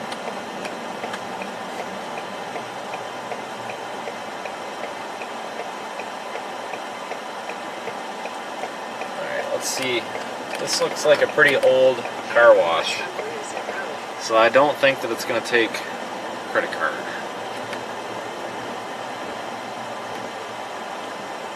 Huh, definitely not. Well, that sucks.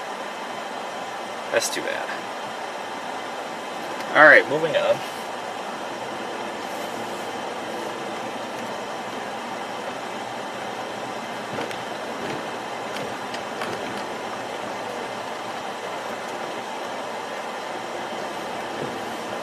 Like where I'm from, everything takes a credit card for the car washes. Pennsylvania 358 West toward Hollywood Boulevard. Continue on Pennsylvania 358 West for 2 miles.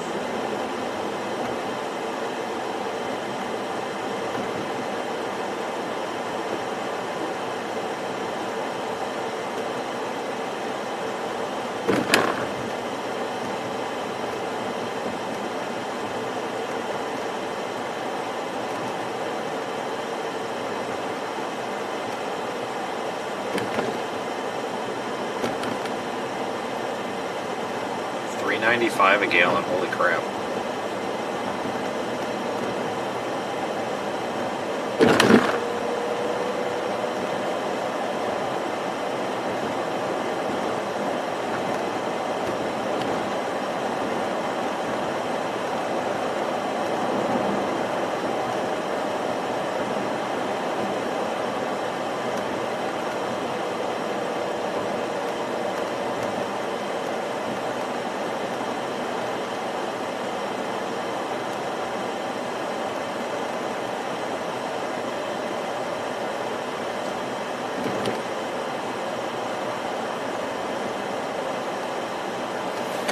Alright, so phone service does get pretty choppy up here, so keep that in mind, but it does come back, it's in and out.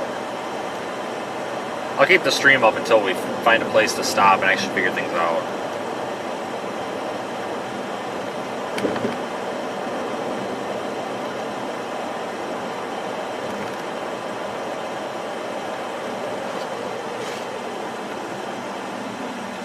Yeah, talking about that potential tropical storm or hurricane, I really do think that's going to impact parts of the Gulf Coast. So if you do live down there, be mindful. I'll have more information on that as it becomes more obvious. I guess the National Hurricane Center is going to send an airplane into it tomorrow, I think I read.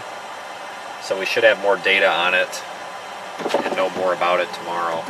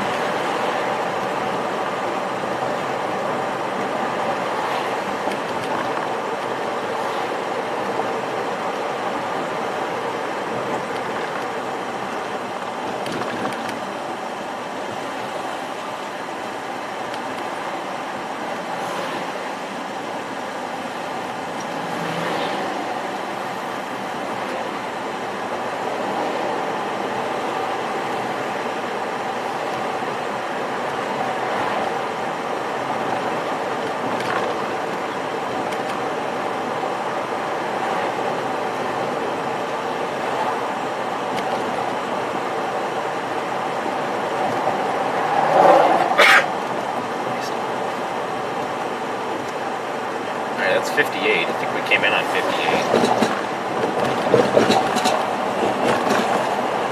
Loose hubcap again. You can hear it.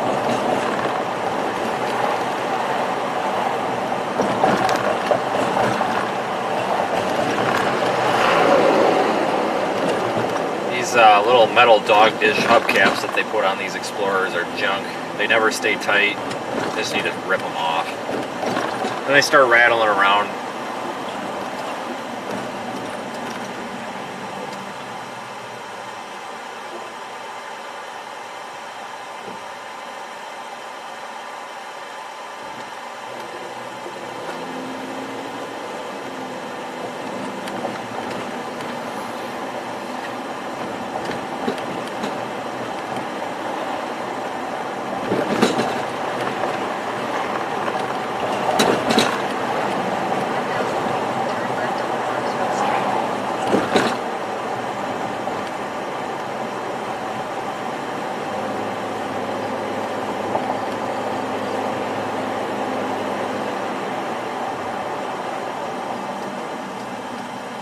Alright, next intersection.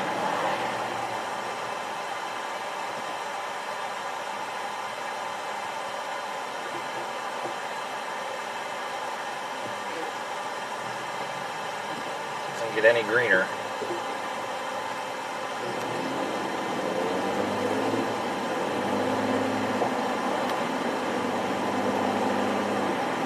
Turn left onto Thunderstorms, then turn right onto Pennsylvania 846 South.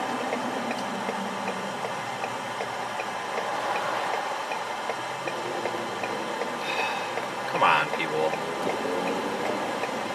And then this guy just runs the red light.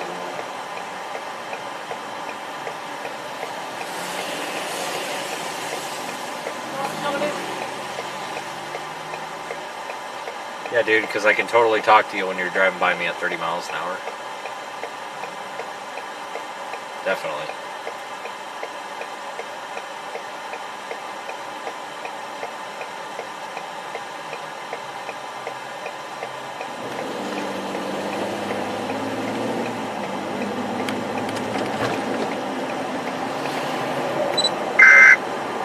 There is one new special marine warning. Turn right onto Pennsylvania 846 South.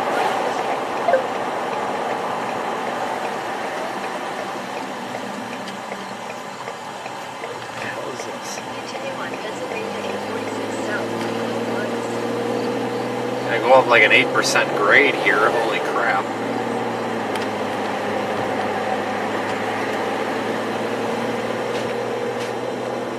They also drive right into the sun. That's nice.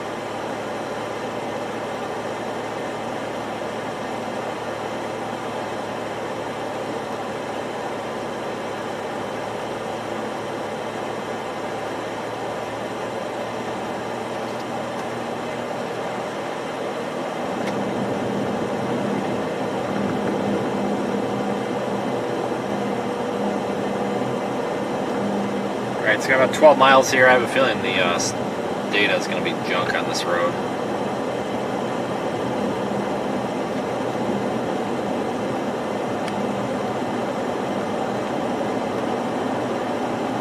But again, thanks everyone for following along.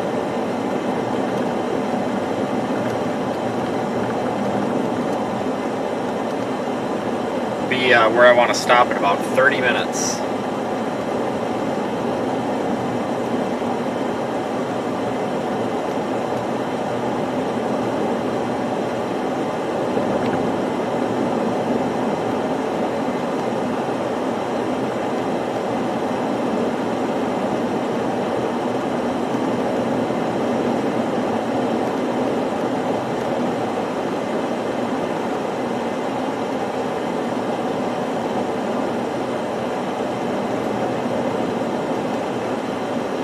Really pretty through here. Like I said, some of the tops of the trees already have some color change happening.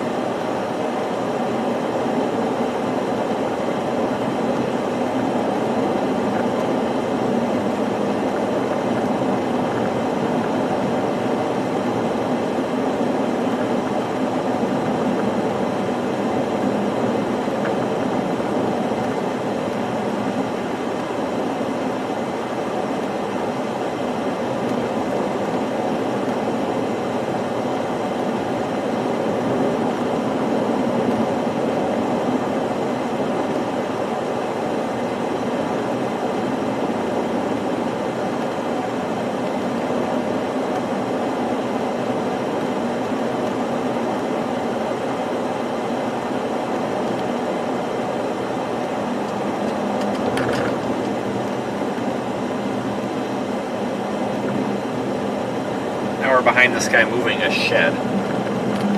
You gotta be kidding me.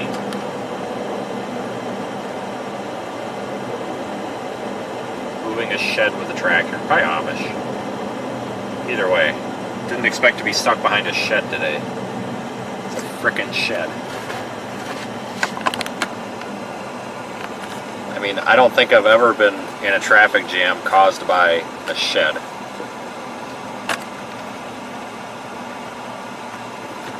Alright, that's fine, whatever.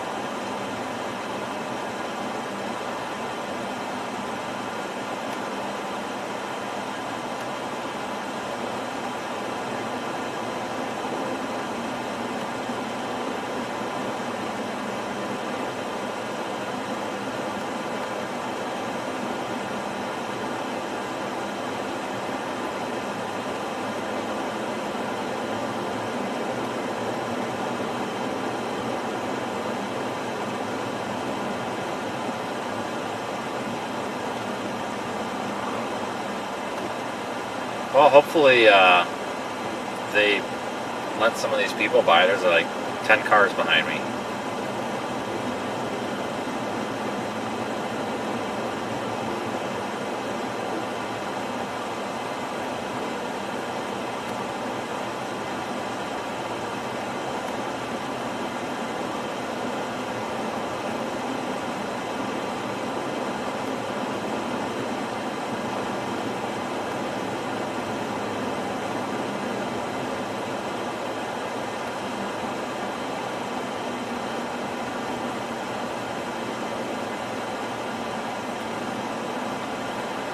Hopefully they're turning.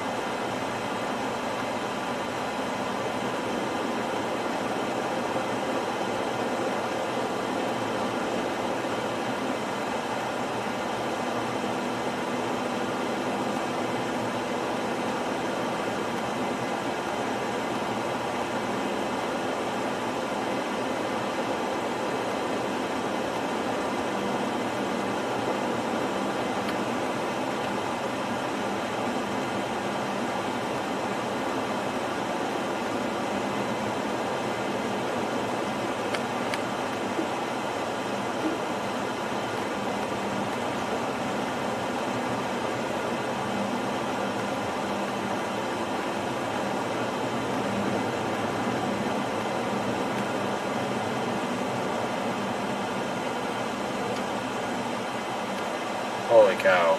Alright, they're turning. Thankfully.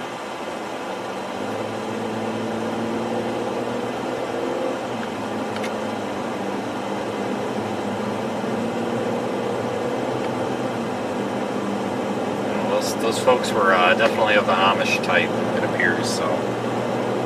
Yeah, they drive tractors all the time, where at least the ones in southwest Wisconsin do. Hell, they drive the tractors to the gas station to get their stuff. I don't know how genuine that is, but that's what they do.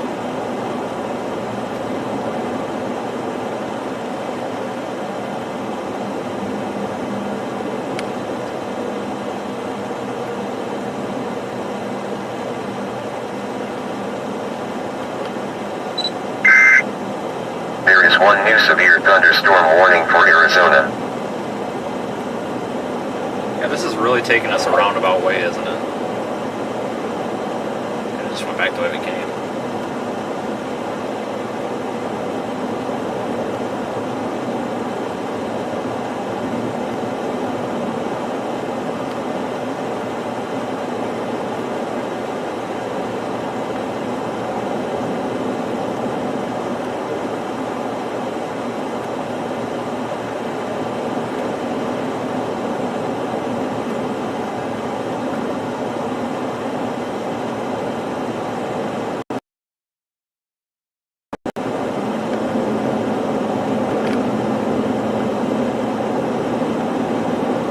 We will stay live for at least another half an hour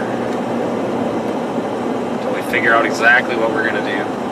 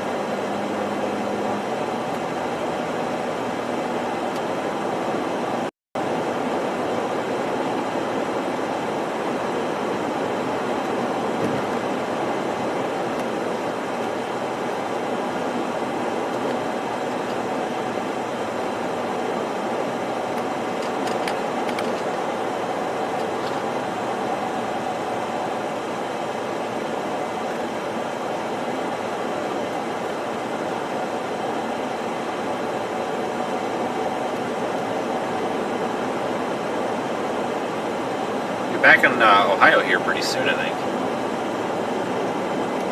Not quite sure which way this is taking us.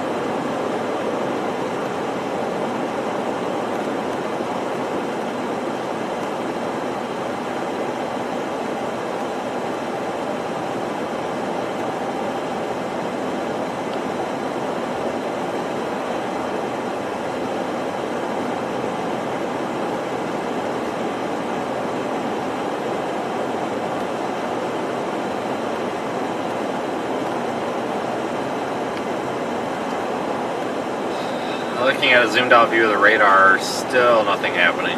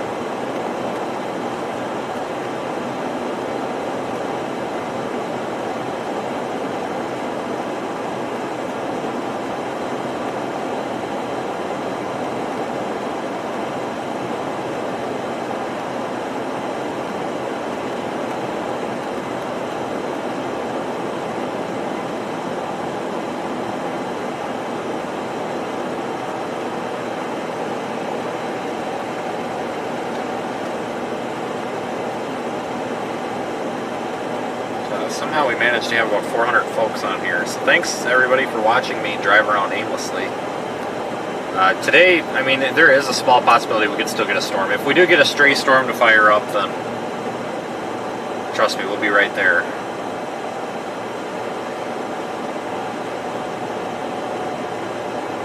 But,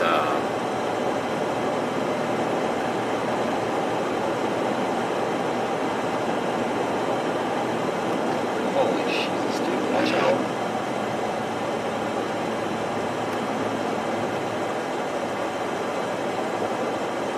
But regardless, thank you for supporting the driving in circles. Wouldn't be able to do it without everybody's help.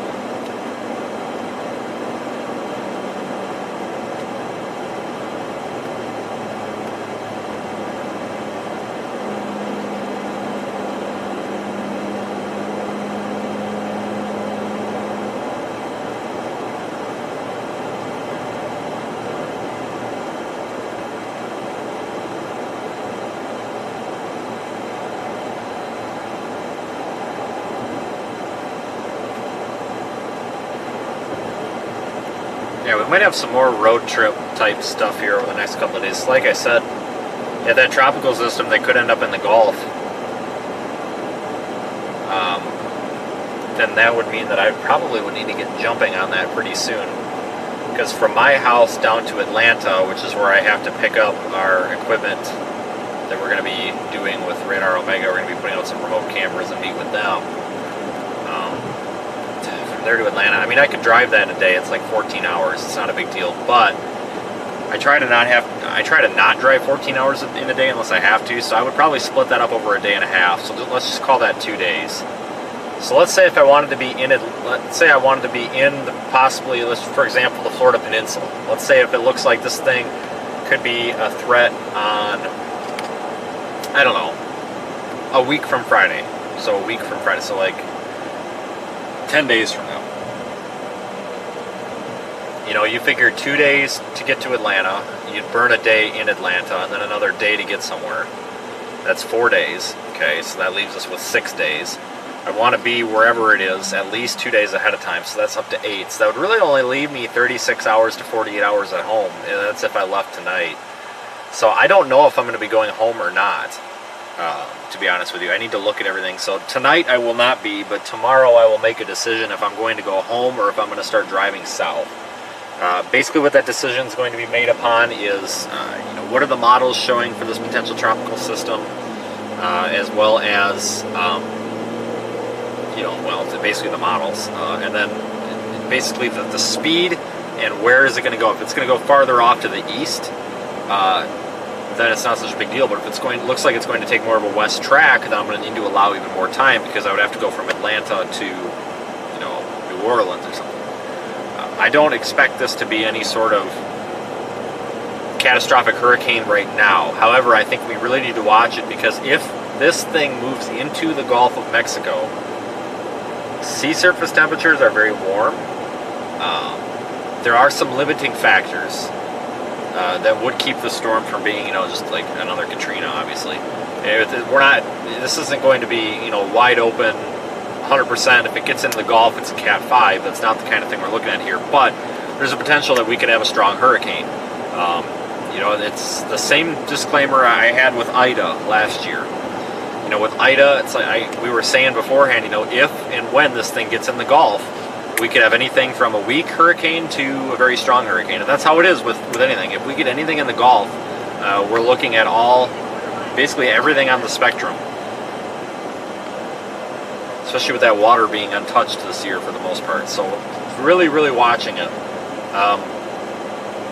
No reason to panic anybody yet, though. It's several days, and this thing hasn't even formed yet. Once this thing forms, and we get an actual concentrated area of low pressure, and the models pick up on that better, we'll have a much better idea. But right now, most of the models have been showing this thing in the Gulf. A couple of them stray it out into the Yucatan or drag it out to sea.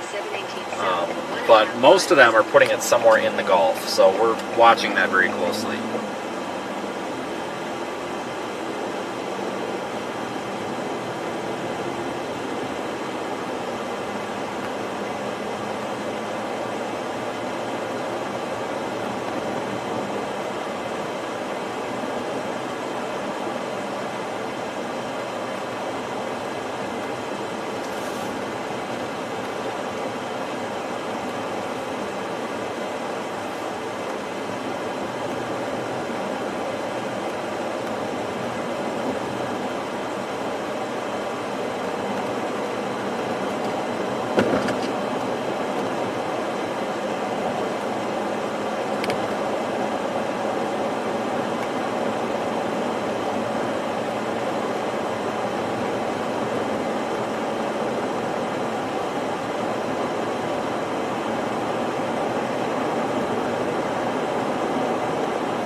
course, if we go down there, I actually have some really extensive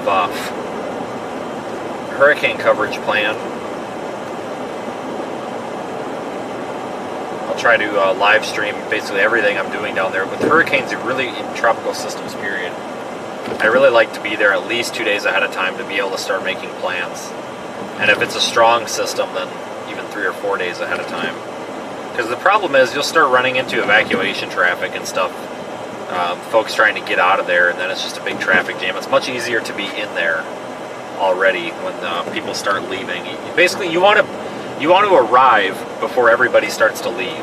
That way you don't have to deal with the headache of sitting in traffic for 12 hours. When I was heading into Louisiana for Ida, I was getting there the day, basically I was rolling in the morning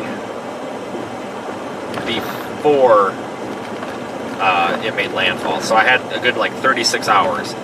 Well, that wasn't enough time. The traffic going out of there was horrible. Like it was just miserable trying to get into there. So it pays to show up early. Yeah, they were supposed to go in. They're supposed to fly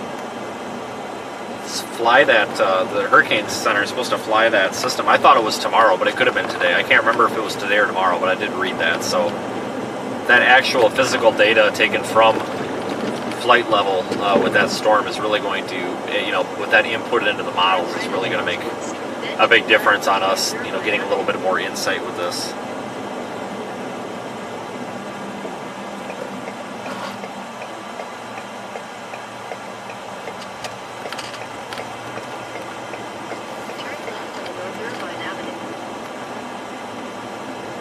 Oh, they are going to do it. Okay, well, they're going to fly into that this evening. Well, that's good. Well, then that will give us a little bit more insight. Like I said, once it actually forms, we get a tropical depression or a tropical storm, it's going to be, the models will pick up on it much better.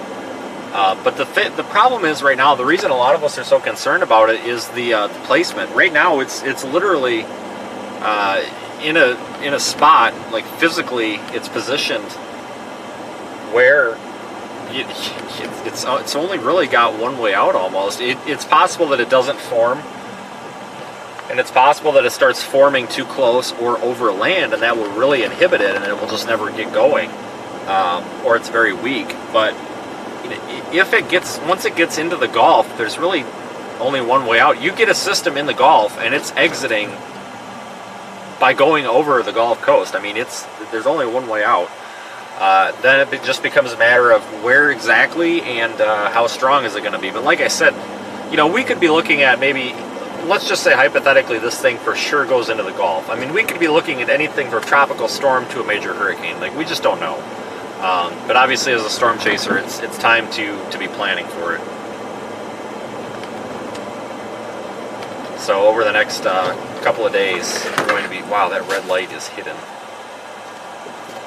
The next couple of days, we're really going to be monitoring that.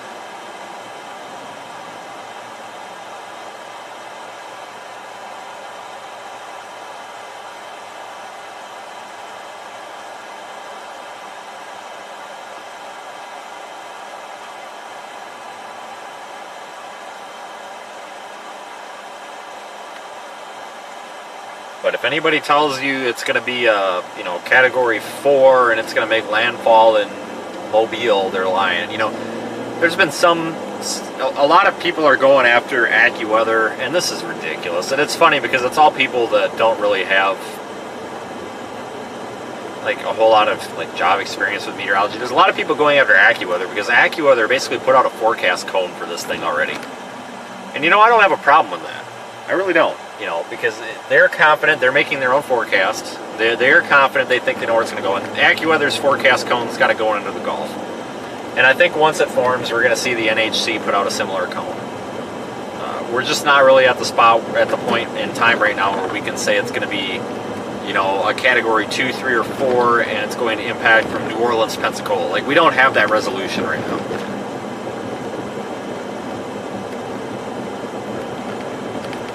But I will be providing a lot more information over the next couple of days. Tomorrow we'll start to know more, but I think Friday is going to be the day that we can basically say, yes, this is going to be an event that we're going to be storm chasing, or no, it looks like it's either going to be too weak or it's going to go somewhere else.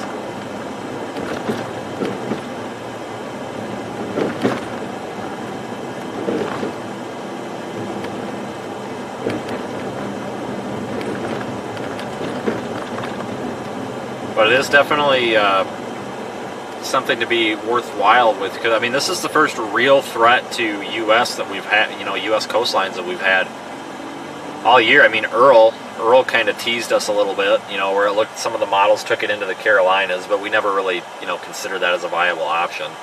But this is the real first time that a lot of us have thought, wow, you know, holy cow, we actually have a legitimate reason to believe that we could have a tropical system on the coast.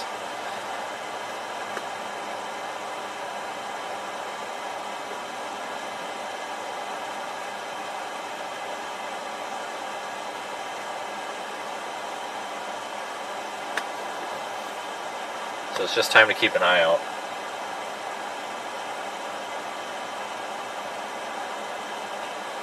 Possibility of maybe some severe weather. I think it looked like Saturday, Sunday into Monday, maybe.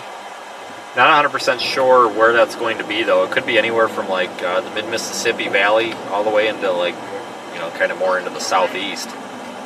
I need to look more at the models on that, because that's probably something we should have in the back of our mind also.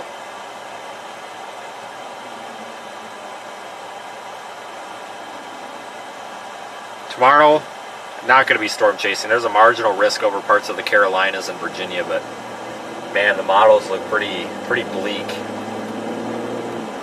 I don't think too much is going to happen. HRRR and the NAM look pretty lame. All right, we just crossed into Ohio. Right there is the Ohio line.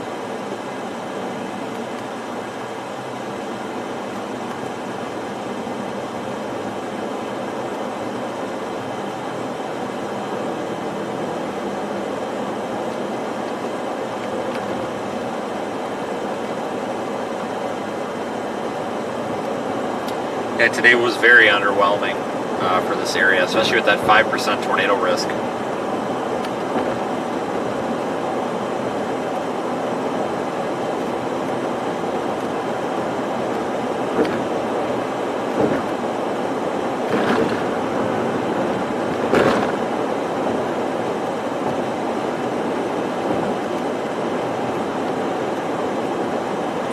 Really nice out. It's about 80 degrees, and it's just really nice.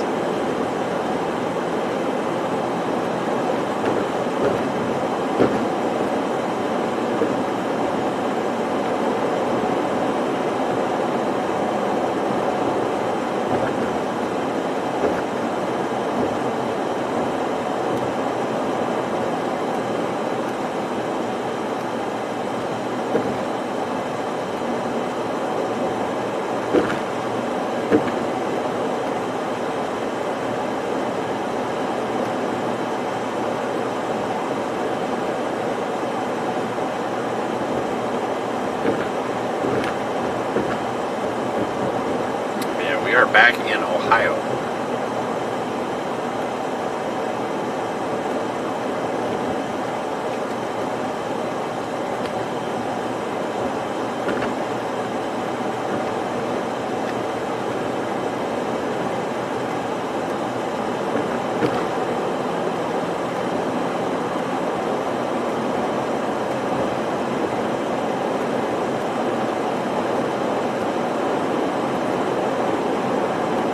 Be at the gas station in 5 minutes, so I'm thinking about when I get there I'm going to shut the stream down.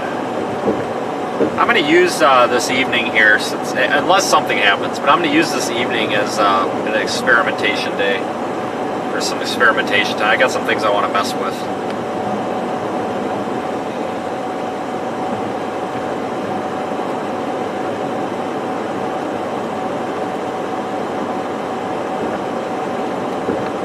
I really do appreciate all your contributions today, guys. I know a lot of super chats came in. My chat's been in and out, so I probably missed some.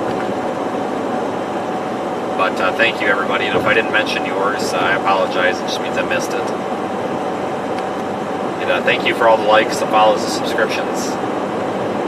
I'm gonna be honest with you guys. Like, I try not to sit here and beg and harp on it. You know, I need this much, I need that, I need this to do that.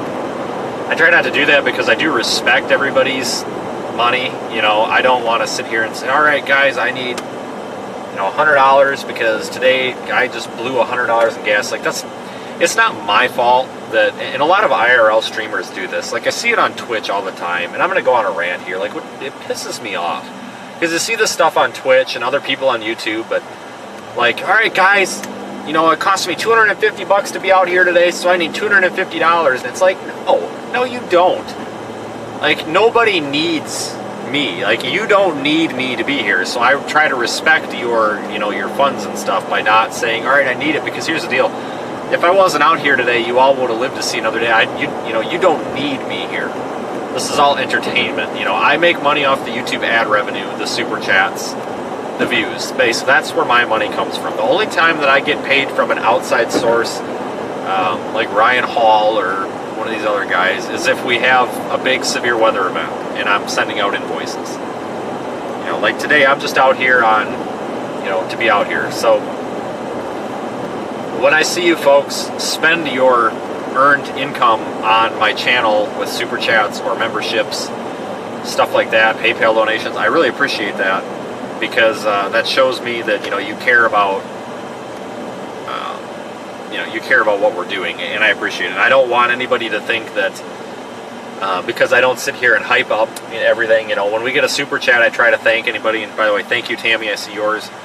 But when I see a super chat, I try to say thank you. But the reason I don't, you know, set off all the lights and the alarm bells for it is because I try to be a little bit respectful of it. I don't. Number one, some people don't want that acknowledgement. Two, I'm trying to keep this a little bit professional while keeping it fun. So I just wanted to say that I apologize if I do miss anybody's actual contributions. I do see them after the stream because it gives me a summary or a list. But sometimes during the stream I miss it. But I really do appreciate all the help that you guys give, because you do keep us out here. And it is a lot of fun doing what we're doing. That just simply is the business model, is literally YouTube. Like, we are a YouTuber. We are a YouTube channel, so.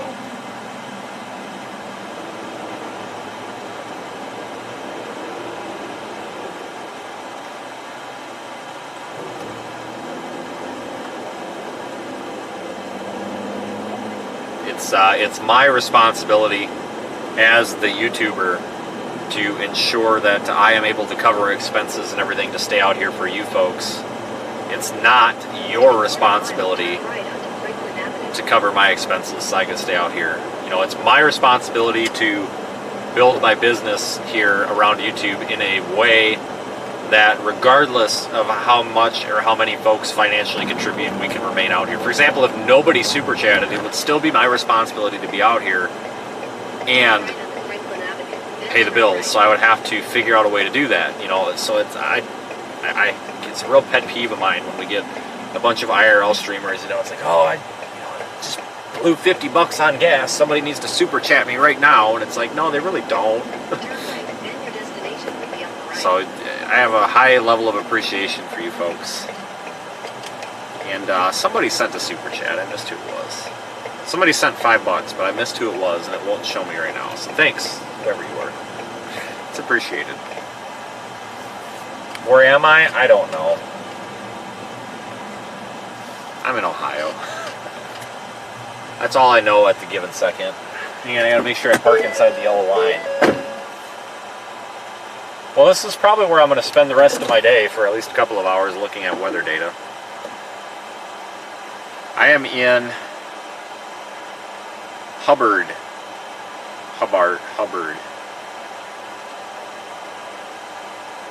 Well, thanks, Brett. Okay, folks, so here's the deal. I am in Hubbard. That is not significant whatsoever. But I'm going to go ahead, and I don't do this often, but we are up to, hold on. I have to log in.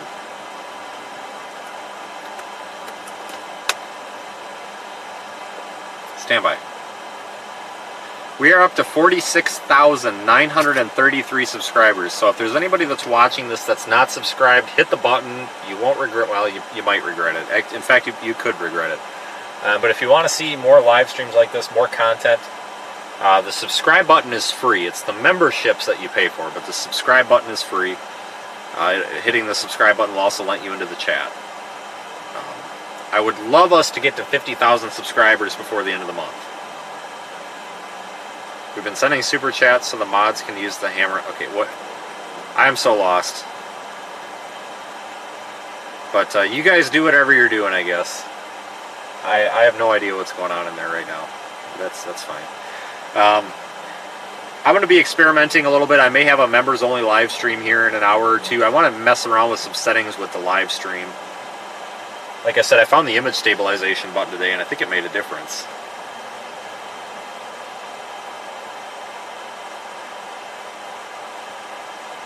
Thanks again for, I feel like we are one of the top YouTube channels here on the internet when it comes to live storm chasing, and I'm trying to provide the highest quality live stream that we can. And Barb's in there with the super chat again. Thanks, Barb. I just noticed you have a cat for a picture. It's a nice cat. So I'm going to sign off, and I will be live tomorrow at some point, whether it's driving home, driving somewhere else, or something. Now, if a storm does pop up later on this afternoon and evening, I'll go live again. You know, if we do get a viable storm chase, I'll go live again. Don't worry. But for now, I'm going to go ahead and end it. Thanks again, everybody, for watching and spending your afternoon with me. I hope you all have a great rest of your evening.